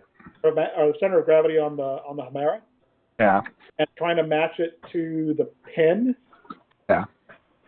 So it's pretty close to there. That's why it's offset. The other thing that is the lower lock plate screw. The bottom of the lock plate triangle. If you use a longer screw in that, it goes through into the Hemera. Yeah, I noticed that once I pulled it up, and that looks good and works and everything. Like you were saying, from an orientation point of view, putting the CAN bus and power up also puts the heater and other sensors down, which doesn't much matter, local wiring, but it does happen to point the heater connector at the heater, which is nice. Right, it puts it towards the front of the. So I think the only thing, if I had to, we could. I suppose at this point, and I'm trying to minimize how much we have to move it. But if we slid, we would have to drop it down and slide it over, or make the wings wider and change the parking posts. Yeah. The other thing that could be done is if we move the tool board. Yeah, I don't really want to do that. I would like to very much keep the tool board on top of the Hemera. So the other thing is my initial design had was bringing the cooling air in, and there was a part cooling duct, and you can see it in the parts. It's the cooling duct. It's a block that mounts on the front of the Hemera. Right. And it has a 15. You can slide a 15 millimeter. You can slide your CPAP hose over the top of it. Okay. So you cut the connector off of one of your old hoses. And it slides right over the top of that. Got it. And then the ring connects to the bottom where that square is. And then you just put a screw in from the side, and you can adjust the ring up and down for parts cooling ring. That is not necessarily the best cooling design. It's just one that I came up with. I haven't had a chance to test its effectiveness yet. The other thing is I did a little CFD with what I could do of the computational flow dynamics, right?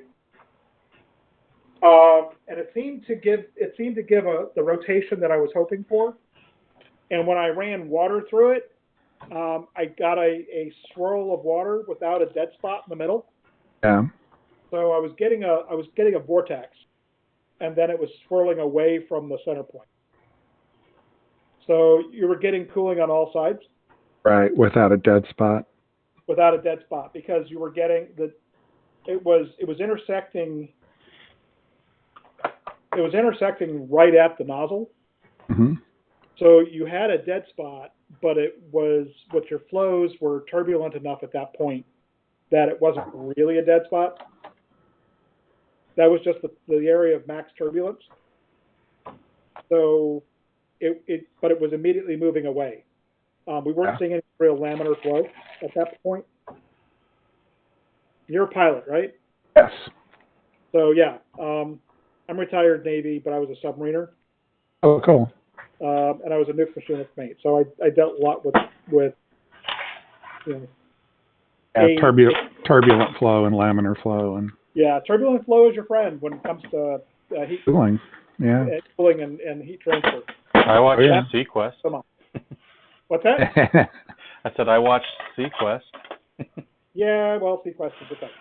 Now, if the other thing I'm seeing, and this might actually work for us, is there is a fan duct that puts a 4010, like the 4010 blower fan, on the end of the Hemera. Right. The duct snaps onto the outside edge, where the tool board is, and I can tinker with that just a little bit, and I think that gives us the clearance we need. As I drop the fan duct I printed. That's the route I was thinking about going, in all honesty. I mean, I get the CPAP blower thing, and that's a really cool thing to develop. And like you said, it could be advantageous on several different tools. But I was probably going to go, for the moment, the simple route and just put the fan on the end like they... Yep. I don't think you're going to need your spacers. Oh, you might need a little spacer for the fan that goes to the upper fan mount. Yeah. It's near the upper fan mount, so it connects on the outside. It works and doesn't interfere with the tool plate mount. Yeah. That's also going to give you a good spacers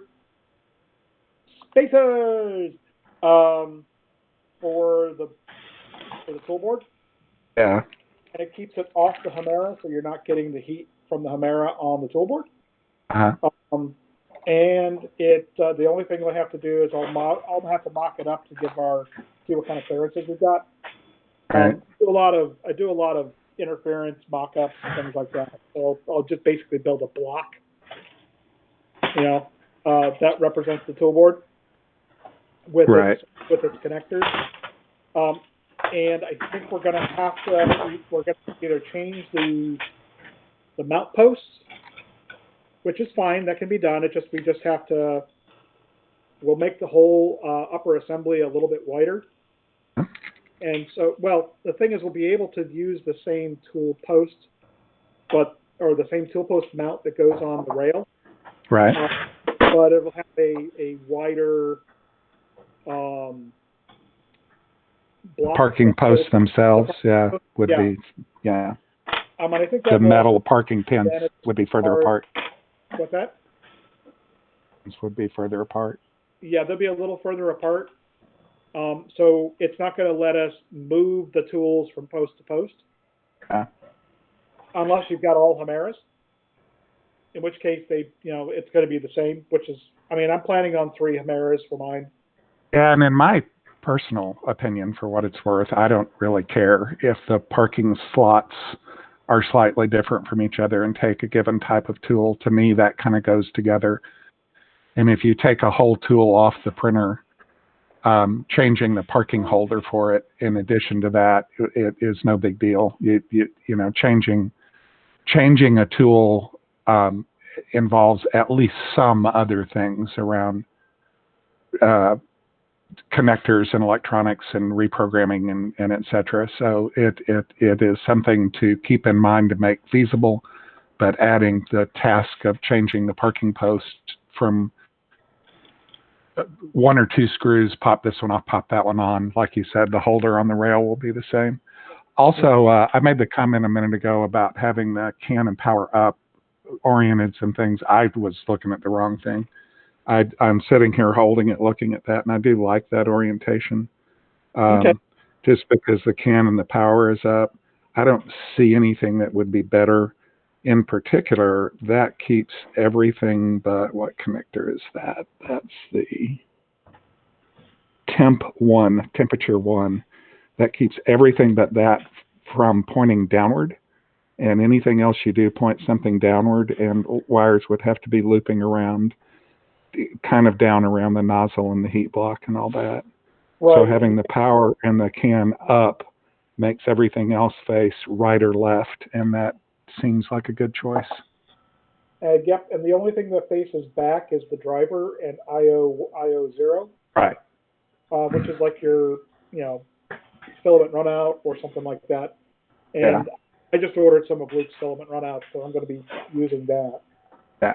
By the way, that's a very elegant design. I like it a lot. Yeah.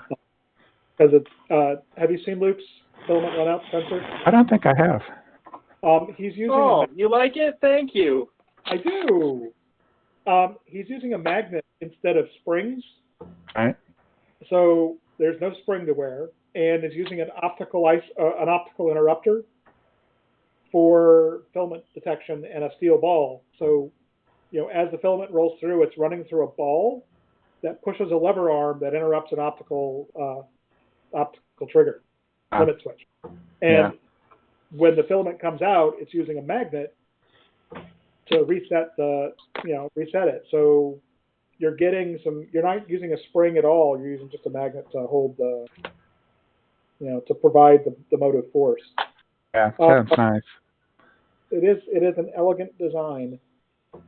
Now I just have to figure out how to count it in this whole. The other question I had that I can't tell just by looking at the STL, and I could print one and probably answer this question fairly quickly. Mm-hmm. It is the ultimate Z of the nozzle in relation to, we could either say the pen or the kinematic 3 balls, but just the height at which it gets mounted.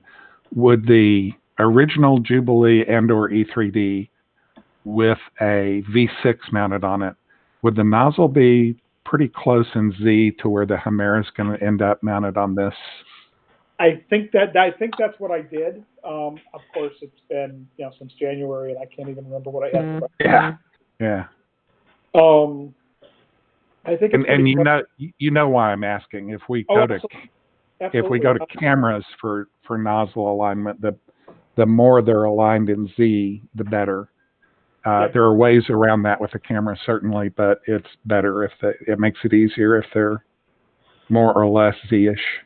Sure thing. Give me a sec. I got to relaunch SolidWorks, and I will pull up the assembly, which may not be in the mounts or may not be in the repository, because I had a working directory that I was using while I was building, and then I had what I actually finished. So there we go. Let's see what the Z is. And I use the center line of the pen as a reference point. Yeah. So give me a second. I'll get you that number. In fact, I could probably. The thing is, the worst problem I have is that I'm running SolidWorks 2016. Yeah. Which is old. Yeah. All right. Center line of the pen. Let me get do a quick evaluation here. Measure. Here's the origin.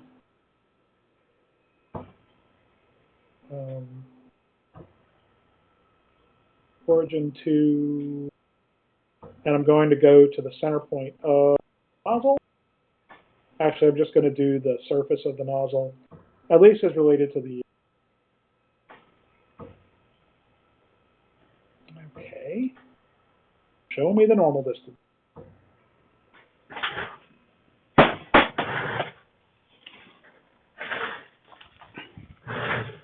.19 millimeters down. Okay. And so we'd have to know what it was for the V6 on a Jubilee mount. Yeah, and I don't have the model for that in front of me. Let's see if I can pull that out. So yeah, it's So the Z offset from the center line of the pen, or the offset from the center line of the pen, is 36.19 in the Y. Well, okay, I say in the Y because of the way my model's oriented, but Right. That it's a normal from a Z-plane to a Z-plane.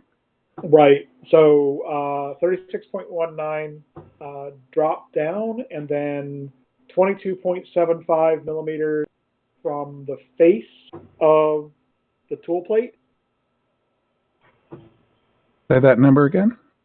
22.75 Okay. from the face of the tool plate, and then 14.28 from the vertical line that goes through the center of the pen, Essentially an X offset. and that's the X offset. And if you are, I got to turn it around. I'm sorry. As it locks against the tool plate, and you're looking at the front of the Hemera with the carriage behind it, that's going to be 14.28 to the left. Okay. Does that make sense? That does. Okay. So, and that's based on I was trying to find the rotation points on the Hemera. Yeah. That doesn't include the fan, but I figured the fan would offset, fan on one end, hot end, would be offset by the fan on the part cooling fan on the other end. Right. And I think we're within a couple of grams. It's not going to shift it that much because the big mass on here is the stepper. Right.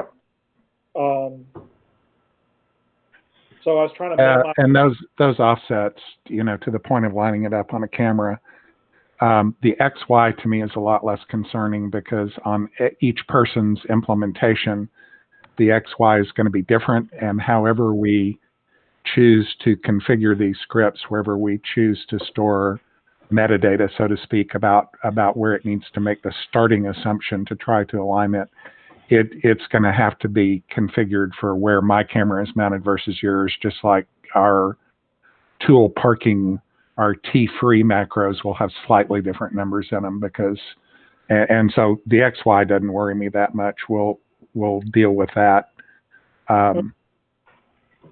So I think the Z number is reasonable to work with. Yeah. The other thing I was working on is essentially an offset measuring station. Uh-huh. So you get a new tool, for example, right? And you lock the tool up onto a carriage block, right? Right, manually. Yeah, the pen on that one just has a lever for a human being. Yep, and you manually lock it, and then you just move your probe. You've got a probe on that you just line up with the tip. Right. And do it optically or not, but the idea is that it would be, you just touch it, basically a touch probe, right? Yeah. And it's got, you can either manually measure it or not, but the idea is that you have a parking station that you can lock this tool into. Right. It could also be useful for maintenance. Oh, very much so. Yeah, I think I it's a great idea. I've seen what you're doing on that, and I think both sides of that, the maintenance and the potential to align things and or measure things, is great. So that's kind of where I'm at now. I just haven't had a chance to work on it because I had a couple of other projects that I needed to get off my. I was doing a complete rebuild on a CR10S and a CR10S5. Yeah. And I just got the last parts I needed to finish up the CR10S5 today. So I'm going to try to turn that around and get it off the bench because that's going to get me some cash to put back towards the Jubilee. Yeah. That cash is good. Cash is good.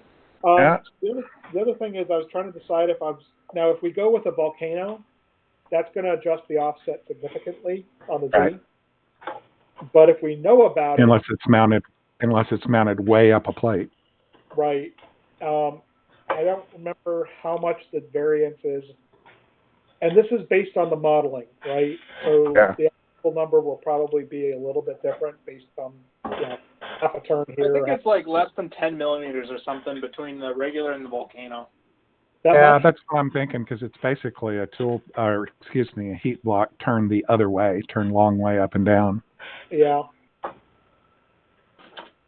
So if that's the case, then we can, I mean, if we know that it's a volcano on the tool, we know we have to adjust the Z offset.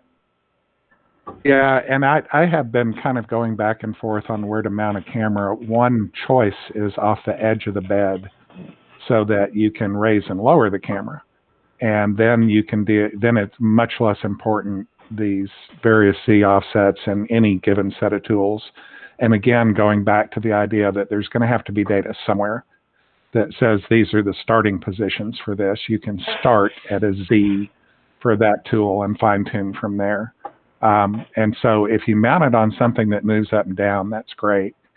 I go back and forth over how precise and rigid and et cetera that will be. And, you know, the bed has to be precise and rigid enough to print. The repeatability of all of this is down to the bed and the tool locks and the carriage and everything. So if you reuse those mechanisms to go grab a tool and look at it, that's going to be no more or less accurate than it is when we print. Exactly. And so, you know, you're kind of there. At the same time, I like the idea of certain things in fixed locations because then you can more highly automate this.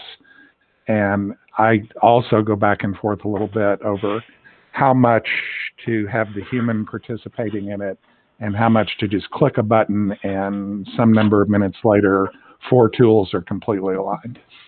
And Personally, I'm going to work hard to never have a human touch it. Yeah. That's my goal. Well, you still. Yeah, I'm kind of there on the full automation, and so Yeah. that may be at this moment that may be kind of over ambitious because one of the things, if you zoom a camera into the point you can do really good alignment, then you have to be pretty good about knowing where that tool was before it was aligned to get it in the field of view. And if you zoom it, go ahead. What if you're using 2 cameras?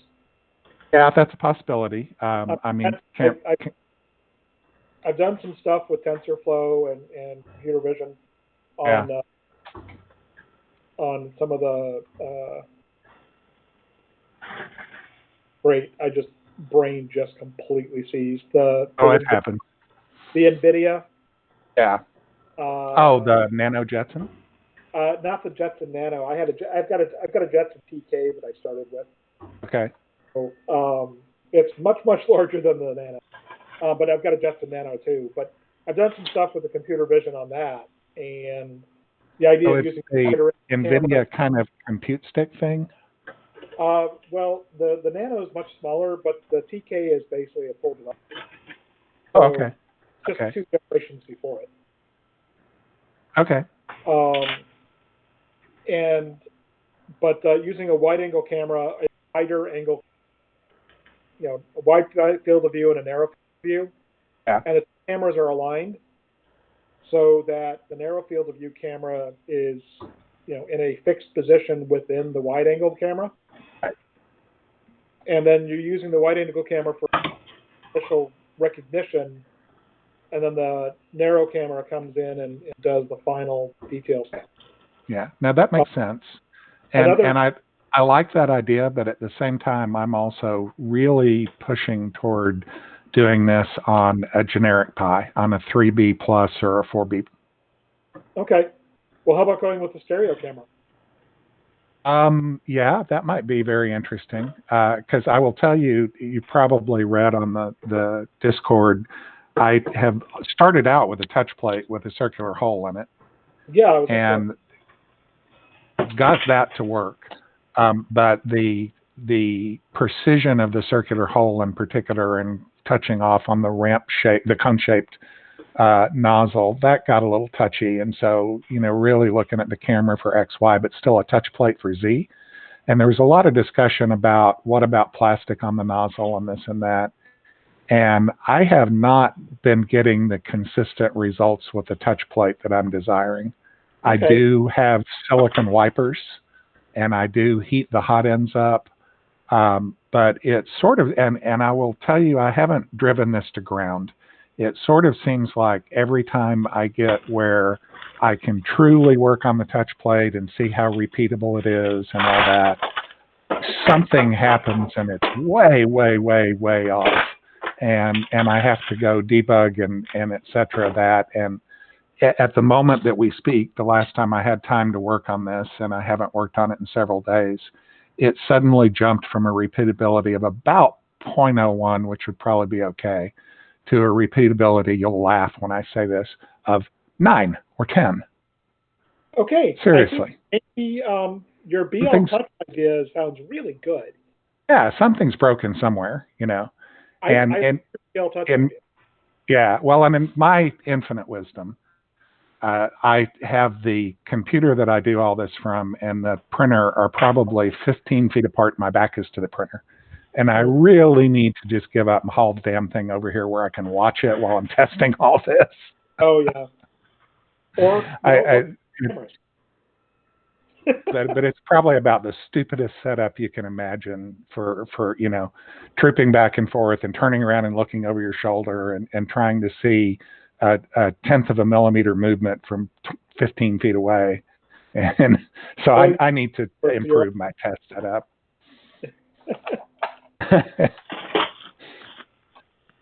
Like you said you had some other projects to get out. I actually have a couple of things in both my day job and some things I've committed to help some people with in the 3D print arena that have pretty tight deadlines. So it'll be a few days before I turn back to the Jubilee. Yeah, my day job is, knock wood, reasonably quiet at the moment. Yeah. Part of my job is a crisis manager. Oh yeah, so it varies. I'm a service account manager for Dell Technologies. Okay. The day job, but I handle the enterprise storage side. Right. Yeah. I say enterprise storage and people look at me funny. It's like, yeah, how many petabytes, 6 nines of reliability? Yeah. No, I'm with you. But I'm a SAM for that. So as long as my customers don't have an outage, I get to sleep at. Yeah.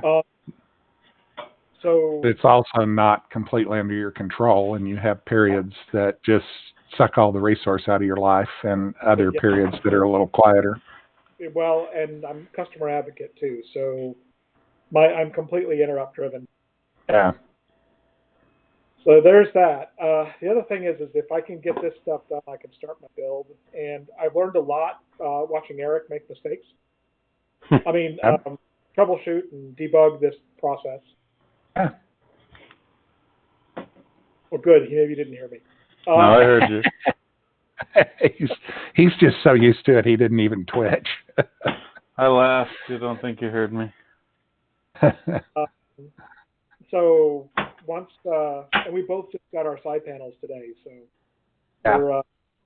I guess once I start my build, I'll be able to rock on through it. Yeah, barring any unforeseen circumstances. All my parts are printed. I've got a bunch of sub-assemblies completed already as far as like individual parts. Most of my stuff is printed. Actually, all my stuff is PLA.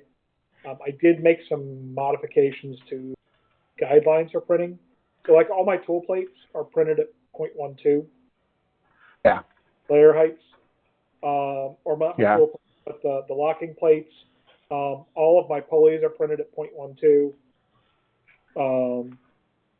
And I didn't match the orientation that he was doing. I don't know if you video the locking pulleys. So the surfaces are polished and lapped together. Yeah. A drop of water makes them stick. Yeah, I saw that. I of course had printed off the V1 STLs, and that was designed to have a piece of the slippery stuff. Delrin in between them. Okay. And that has worked pretty well. I'm not real motivated to reprint it. No need. If it works, it does the trick, then you're golden. Yeah. So. And that was also kind of fun on a personal level. I had never really done any laser cutting, and I live in the Dallas-Fort Worth area. I live just south of Denton, if you know the area. Okay. And the Dallas makerspace is really quite a good makerspace.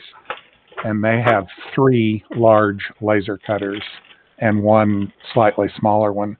And I joined them and got their training, which is mostly how to not hurt the machine. It doesn't really teach you how to cut. Right. They just don't want people screwing up the machine. And then it ended up doing those cuts. And they came out acceptably well. I learned a lot, and I can see where if I kept pursuing it, I could get even better cuts, and that was kind of fun. I ordered some Delrin so I can try cutting them out on my printer, cut laser. Yeah. Not that I've already basically ordered or have the Delrin, obviously, but still want to try it. What laser do you? Heavily modified K40. Yeah, that's what a lot of people have. And my son-in-law is in a business where he, well, I'll just say what he does. He does camera installations in hospitals and other facilities that maybe have 200 cameras and the security system and the big monitors and all that stuff. And he, a few years ago, he sort of disintermediated that whole industry. The cameras that he uses are about the same cost as anybody else that was in the business before he got into it. But people were selling very proprietary backends. The storage and servers and monitoring software and everything was extremely expensive. And he put storage arrays and Linux boxes and this and that software in there and grew a company that is doing super well. But they continue to advance into selling things like making assemblies that will put a camera in a light pole and run it off the 408 volt that's supplying the lights and be environmentally tough and this and that. And he's interested in all kinds of fabrication stuff. And I told him, if you buy a laser cutter, I'll buy a laser cutter, and we'll figure out how to use them together. Nice. Yeah, very cool. So we may or may not do that. I don't know. He's got many avenues to pursue and things, but he may get into that for some of the internal fabrication of some of the custom boxes that they make for various people. Okay. So Ray is in here from Cohesion. Okay. Yeah. So if you get a lower cost cable, he's got all the upgrades. Yeah, I use Ray's board in my laser cutter. Okay. And I also have his camera upgrade that I have on hold until I finish the Jubilee. Yeah, I had seen that and seen his stuff, and it looks pretty good. I mean, that is particularly since he's in this community, that would be a fantastic way to upgrade things. I see that. One of the things I've struggled with a little bit is power, because the ones that the Dallas Makerspace have, they're Thunder. Trying to think of the manufacturer name. They're Thunder something, and they're supposed to be 300 watt. And I realize power is very slippery concept for a lot of these manufacturers, that if you could truly measure it, it'd be pretty different. But you can actually measure it. They have a device that basically you have to know what temperature it is before you start, and then essentially you shoot it at a target and heat the target up, and it takes a little math and a little know-how, but you can measure what the output of the laser is. It's a calorimeter. No, it makes sense. Yeah, it makes sense. And yeah, if you absorb all the energy and do the calorimeter calculations, I can see how the theory behind that is very apparent.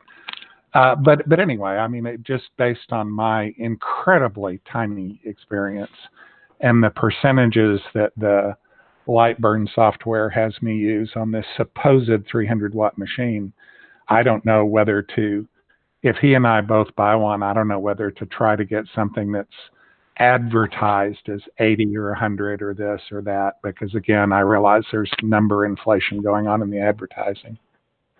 You know, So, 60 or 80 watt, between 60 and 100, you'll be fine. And the price difference isn't that much.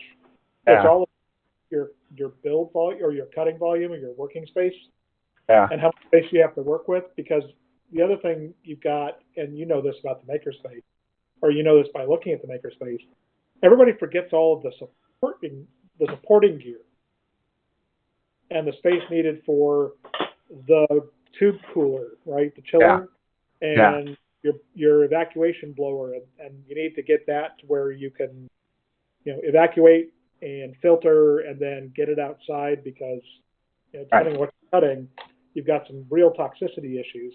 yeah. Now, in his case, he leases commercial space. He's up to 5 employees, and he's got, I don't have a clue how much or how little square footage, but he's got places where they fabricate and assemble and ship and, all of that kind of stuff because they have enough clients with several hundred cameras apiece that they're shipping. They have storage areas that are 2 or 3 times the size of a car that are just full of cameras to be shipped and things like that. So his deal, he's got commercial space. My deal, we, from my photo on the stuff, it's apparent that I'm a pilot. About 5 years ago, I realized a lifelong dream, and this is something that is somewhat challenging to put together financially, but I made it all work out. And I live in an aviation community. I live in a place where about 110 houses share a 2,700-foot runway, and we all have hangars. And so, in my case, I have a 50 by 50 foot metal building, and while I have certain things in my work area in the house, things like CNC and if I had a laser cutter and things like that, they go in one corner or another of that building. I need a mill. So, if Steve were here, he would be so jelly because he's looking at a house. Yeah. And he and his fiance are, they have to have a shop. Yeah. That's actually my requirement for buying a house too. Same thing. And I found a few, I found a neighborhood in the Dallas area. I'm trying to think of where it is for those of you that know the area. It's kind of over near McKinney.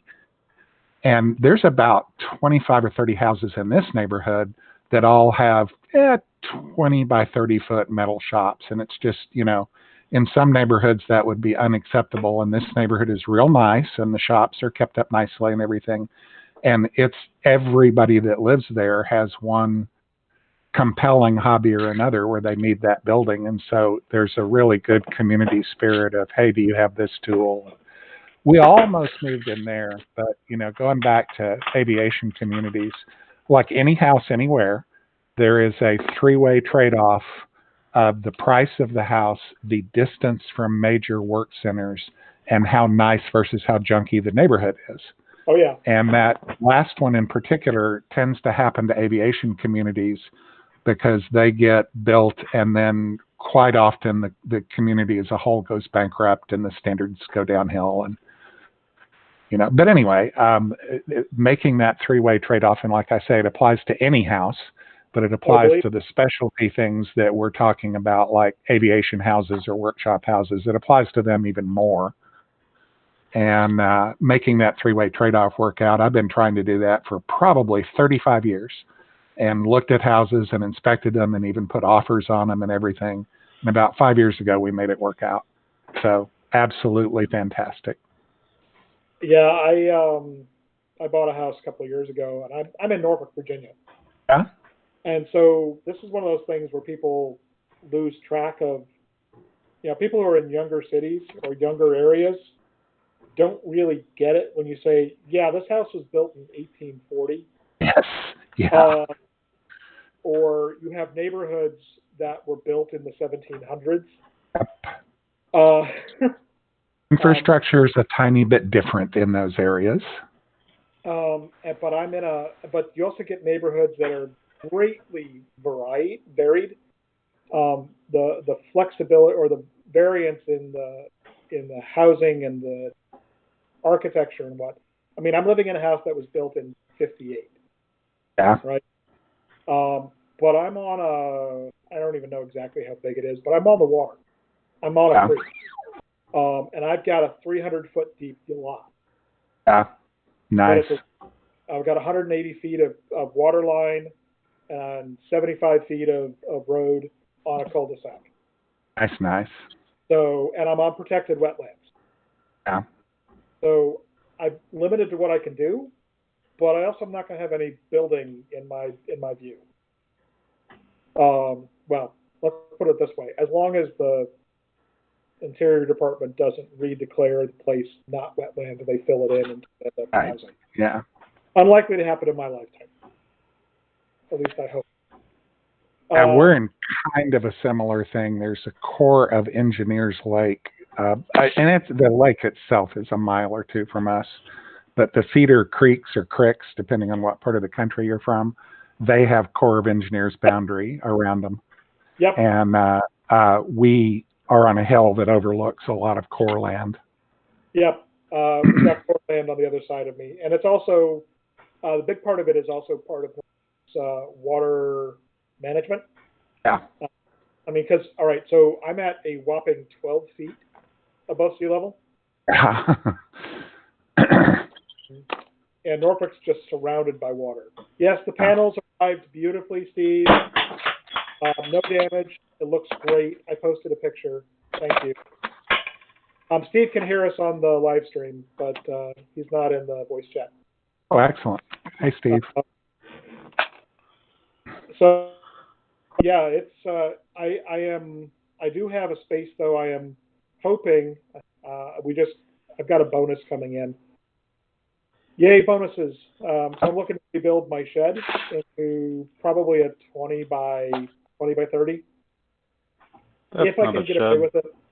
What's that? I said, that's not a shed. What? 20 by 30?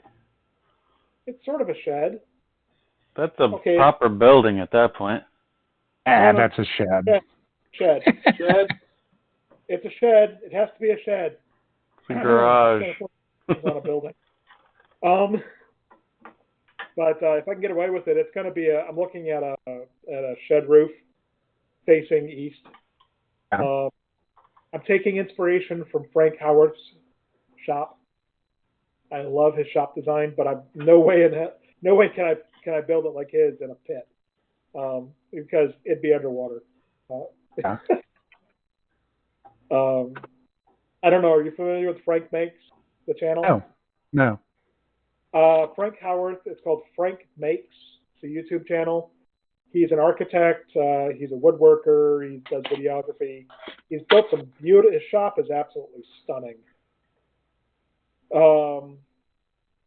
And his work is just absolutely beautiful. So I don't know if you let me see if I can find a link to it. Throw it in the live chat.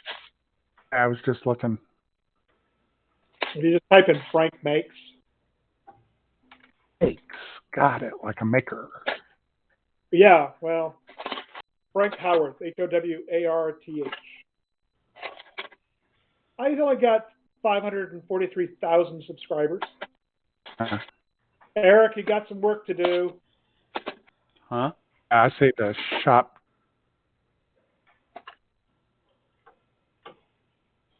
Okay. Yeah, look at that shop. Yeah, I see the shop tour. Yeah. Nice. And his shop is just stunning. Yeah. And the thing about that shop is you can't really tell from the outside. It's got a 34-inch step down. Yeah. So it used to be a pool where the shop is. Oh, okay. So if they already had a hole, they went ahead and built a 34-inch wall, and then I see his building the shop video, and I see the excavation, the down. Yeah.